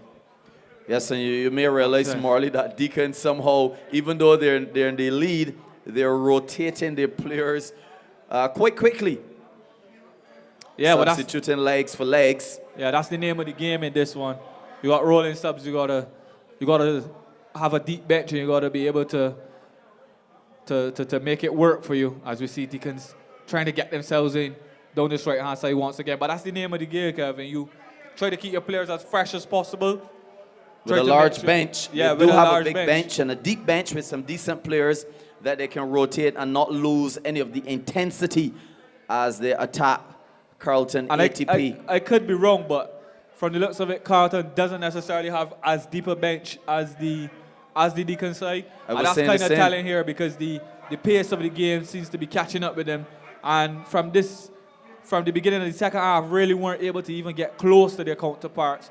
And that's allowed Deacons to really be able to take control of this game and really push the envelope in this one. As you see Hall play a leading ball here into Hall. Does well to control it. Pulls it up pretty well as well. Decent exchanges between Hall and Mark, but nothing of substance really that will penetrate the defense of Deacons. But it's Deacons now again with Sergio going down the right side, taking his time and twisting and turning, enjoying these fine touches. Ball to Johnson, goes to Burgess now in number 19. Another through ball, looking for the shot. Ooh. Looks like Carter just driving that one way above the top of the goal bar. Not as neat and sweet as his first goal, but with the lead that they have, they perhaps have enough room to kick away one or two, Marley. Yeah, but it was a scorching finish from him in the first half, so I don't blame him for attempting essentially the same shot once again. It was good work from Burgess to play the ball into feet. And when it came back to Carter, he obviously had all the confidence in the world to take that shot on, having scored the type of goal that he did in the first half. But unfortunately, length back got under that one. That was well over the bar. As our good friend Keith Griffith would say, that wasn't a shot. That one was a kick. That was a kick. Yeah, that wasn't a shot in the end.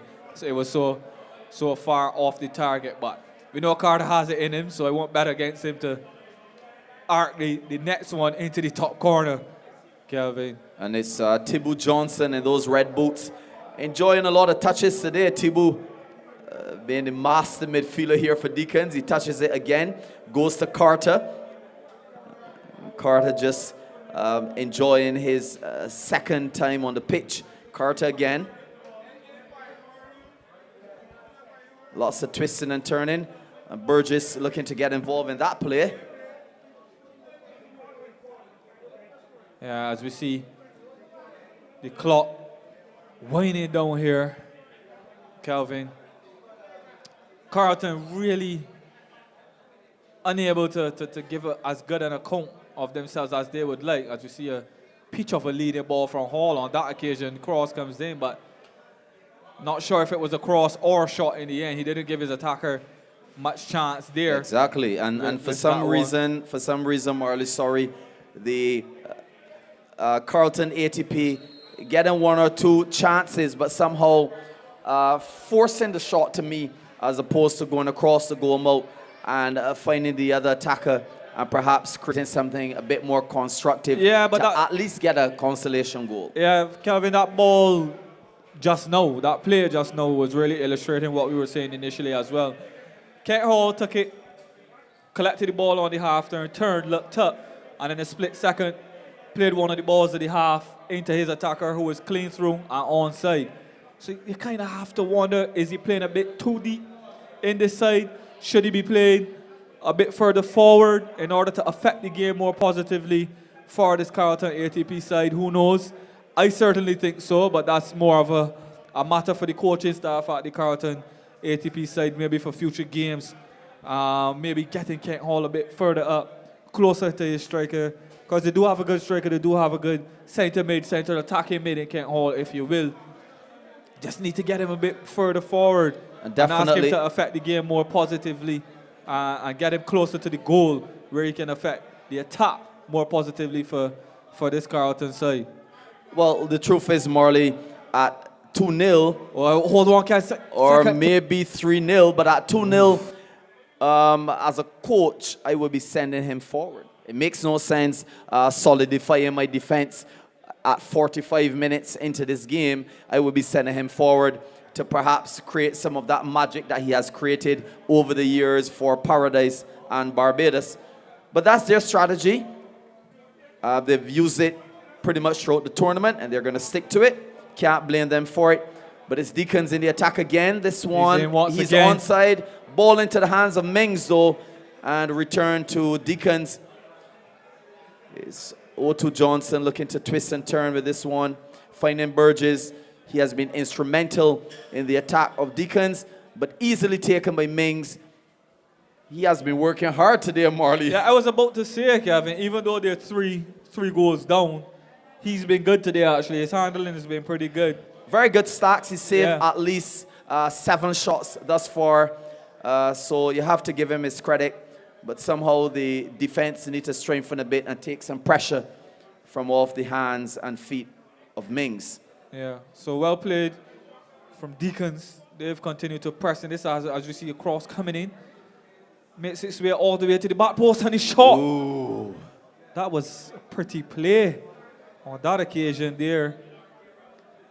That shot coming in from Danny Jones. Good cross from the right side. Took it with his left. Worked it back on to the right. And the volley just arcing away. Always bending away from Mings' far post. So that was a good attempt from him. Yes, and we have the likes of Jason Crash Haynes, arguably one of the fastest masters right now in Barbados. Not fully getting into the game as yet, but we know that once he gets a fast break, you can expect tremendous speed going down that left side. Ball now to Ronaldo Fenty, former Barbados left back. To Burgess now, the instrumental player who still plays Premier League at his age. And somehow, ball still in the possession magically by Deacons. They're not letting it go, Marley. No, they're not. Carter. That was well played from them once again. They're probing. They're good pass inside. They're prepared to just pass it around. When the likes of Burgess get it, his head is always up. And he's looking for a through ball. Definitely offside by Ronaldo Fenty. And the truth is, Marley, perhaps this is a good maybe 70-30% in terms of possession. Yeah, Deacons really controlling most of the possession. You definitely have to say that right at probably a 70-odd% possession in this one. High 60s, if nothing else. Definitely, and at this point in time, Carlton-ATP just perhaps trying to hold bay and wait for the final whistle. Nothing spectacular. Mings coming to the edge of his 18-yard box. He loves lots and lots of movement as a goalkeeper, but today he has worked extremely hard because of the attack of the Deacon side. Yes. So at this time, we're in the 49th minute. Not much more time to go. And it's Deacons FC 2, Carlton 3, Carlton-ATP 0. Yeah, so into the closing stages of this one, Kelvin. Deacons in full control from really minute 10 of this one, you have to argue. And they just piled on the pressure after they got that first goal, and it was curtains from there. As you see, Carlton with another attack, but and somehow they're not utilizing the other forward at all, and somehow they're going for those longer shots, and they're not working. But it's Ronaldo Fenty again, trying his thing on the left side, or rather the right side of Carlton-ATP. The danger easily averted. Yeah, I think that was Griffith on that side on that occasion. That could have been utilized, but wasn't. So Carlton not necessarily making the most of that opportunity. As you see, the ball coming in once again into the area. It's well handled again. The ninth ball, according to our stats, that Mings have had to save. Looks as though a player is injured. We're hoping not, or at least it's very momentarily. So like it looks like Mings and Grant, does it look like? Yeah, just collided in the attempt to collect that ball on that occasion. But all seems to be well. As you see Mings with a long throw out. Bobby Walker coming out to stop that one. Perhaps Damien Bobby Walker will like a bit of the action as well. Yeah, well, that's the end of it. Final whistle blown. Deacons FC over 35s 3. Carlton-ATP 0. Comprehensive win from Deacons. It's very well played from them, Kelvin. Very, very professional. Very, very silky display from them overall. Nice passing. Some beautiful finishes. They continue to collect some points in this over 35s edition. So top performance from them. Carlton will have to go back to the drawing board, see what they did wrong. Maybe revisit some of the tactics, mainly with Hall and others, to see if they can put in a better performance next time out. But congratulations to the Deacon side. Well-deserved win. But definitely, and as we said last week, Marley, at Masters level, you're expecting at least a deep bench, maybe of about 4 or 5 players that you can rotate and keep the legs fresh. And if you don't have that at this age, then you will have lots of tired players and perhaps be attacked quite strongly from the opposing side. Yeah, for sure. Definitely need to. The aim is definitely to utilize that bench to make sure that you keep those players fresh, keep those players fit and ready to come in and continue to maintain the same place that they've been playing at. And you've seen on more than one occasion in the tournament when a side doesn't necessarily have a strong bench, it can work to their detriment, as they're not able to really keep up and compete with the opposing side who has likewise. So Deacons really showed that today.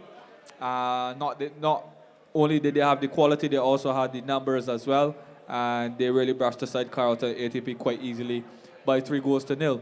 So top performance from them, and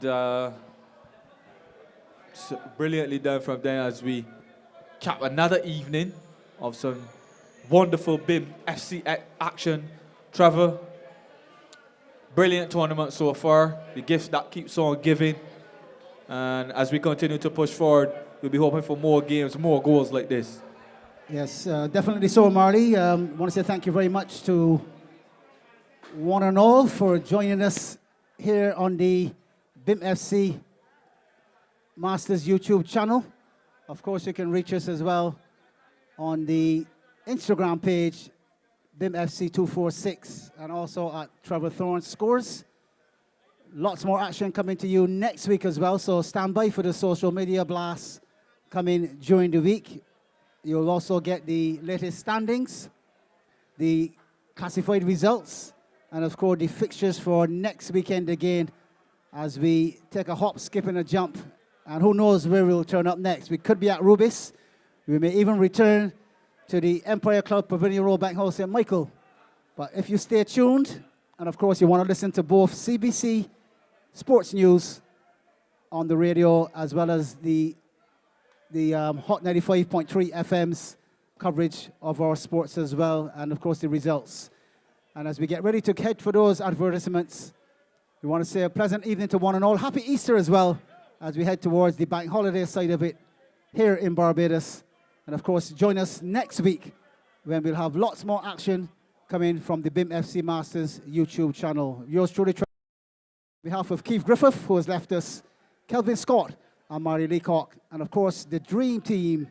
It's the CSI Stream team in the house as well. Alan, Jerry, the BIMFC staff, OBL-FIT staff as well, and of course executives at the Rubis Sports Club. Pleasant evening to one and all, and have a pleasant Easter. See you next weekend. Out for Rubigas, get cooking. Rubigas, clean, safe, and reliable LPG is the perfect solution for your commercial and everyday needs. For cooking at home or barbecuing, choose Rubigas LPG cylinders. Available in a variety of sizes from 20 to 100 pound cylinders. Rubigas LPG, distributed by Rubis. Clean, safe, reliable. Are you cooking with Rubigas? At Rubis, get going.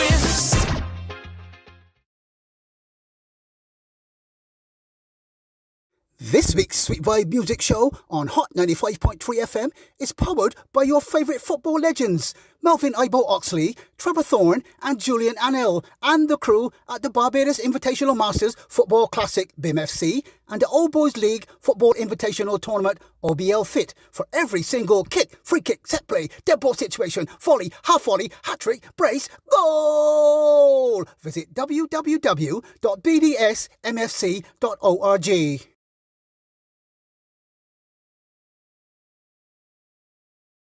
The Barbados Invitational Masters Football Classic BIMFC invites you to the Caribbean's premier international veterans football tournament on the beautiful island of Barbados.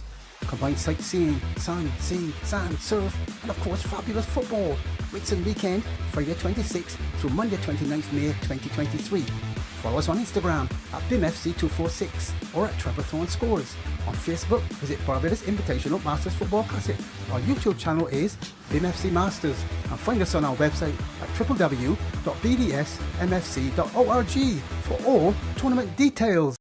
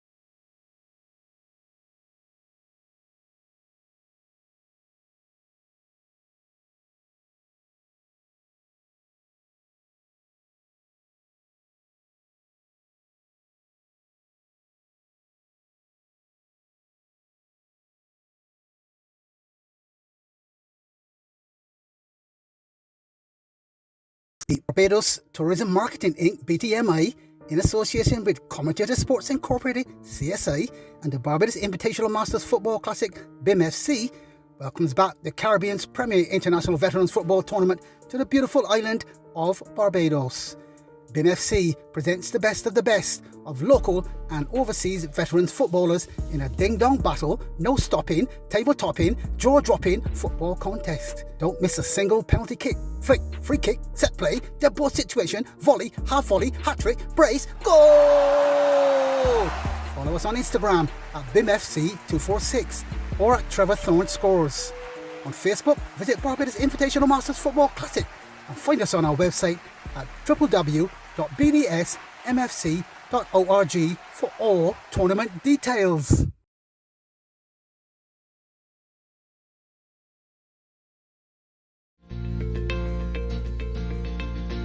Hi, I'm Renee, and we are absolutely looking forward to welcoming you to Infinity on the Beach. We offer staycations, and the reason people choose us is because we're located right in the heart of the Gap, within walking distance of everything, but when you come back to the hotel, you have your own respite. We are right on the beautiful Dover Beach, so we provide the perfect location for that mix of local excitement and entertainment and relaxing time on the beach. If you walk out of the hotel in either direction, left or right, you have a choice of restaurants, nightlife, and amenities. So you never lack for anything to do. And when you come back to our property, you have a number of things you can choose from as well, including our beautiful Stefan's Beach Bar and Restaurant. The reason that many locals choose us, however, is because they say that when they come to stay with us, we make them feel like a tourist. And we're very, very proud of that fact.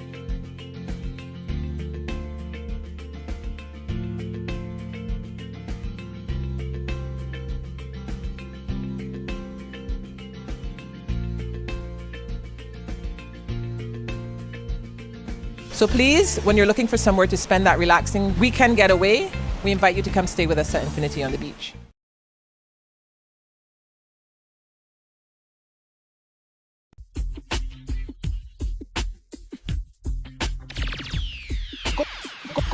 Goalkeeper Sports Bar, Licorice Village, Mayo Chill, St. Michael, Barbados. Telephone number 427-3168. Mobile number 826-0137. Lunchtime, Monday to Saturday from 11 a.m.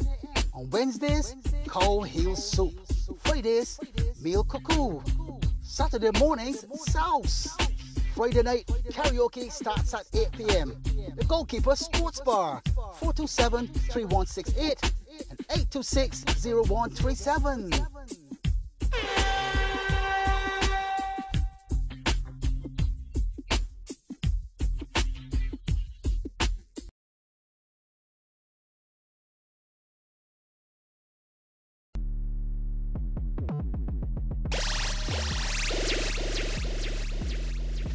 Triple H Tours can handle all of your transportation requirements.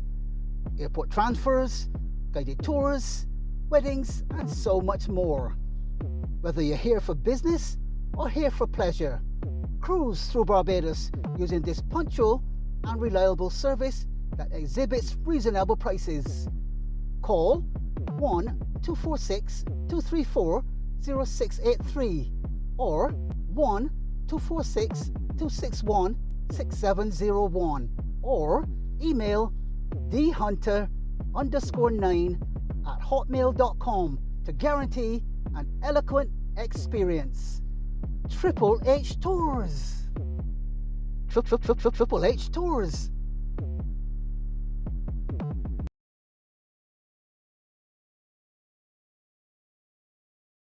Visit Ayers Meat Shop today for all your poultry, pork, beef, lamb, and fish needs. Located in the Aberdeen Jones Building, Gall Hill, Christchurch, you can purchase premium meat cuts specifically to suit your needs at unbeatable prices. You can also find us in the Glebe St. George and home delivery available island-wide. You can reach us at 256-2565 or 256-2629. Ayers Meat Shop.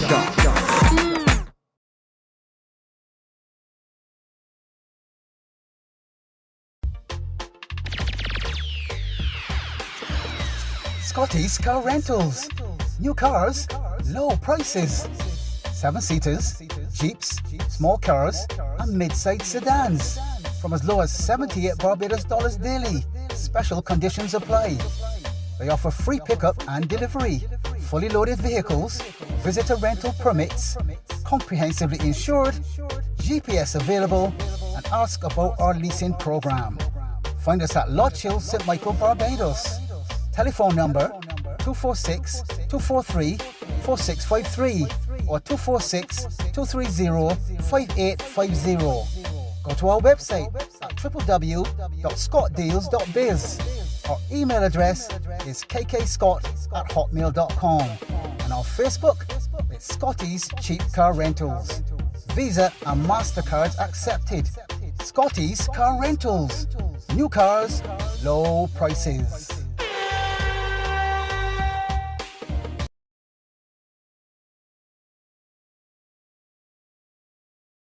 This week's Sweet Vibe Music Show on Hot 95.3 FM is powered by your favourite football legends, Melvin Ibo Oxley, Trevor Thorne and Julian Annell, and the crew at the Barbados Invitational Masters Football Classic BIMFC and the Old Boys League Football Invitational Tournament OBL-FIT for every single kick, free kick, set play, dead ball situation, volley, half volley, hat-trick, brace, goal! Visit www.bdsmfc.org.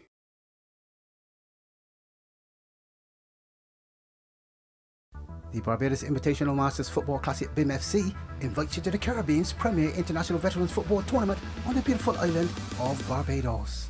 Combined sightseeing, sun, sea, sand, surf, and of course fabulous football. Whitsun weekend, Friday 26th through Monday 29th May 2023. Follow us on Instagram at BIMFC246 or at Trevor Thorne Scores. On Facebook, visit Barbados Invitational Masters Football Classic. Our YouTube channel is BIMFC Masters and find us on our website at www.bdsmfc.org for all tournament details.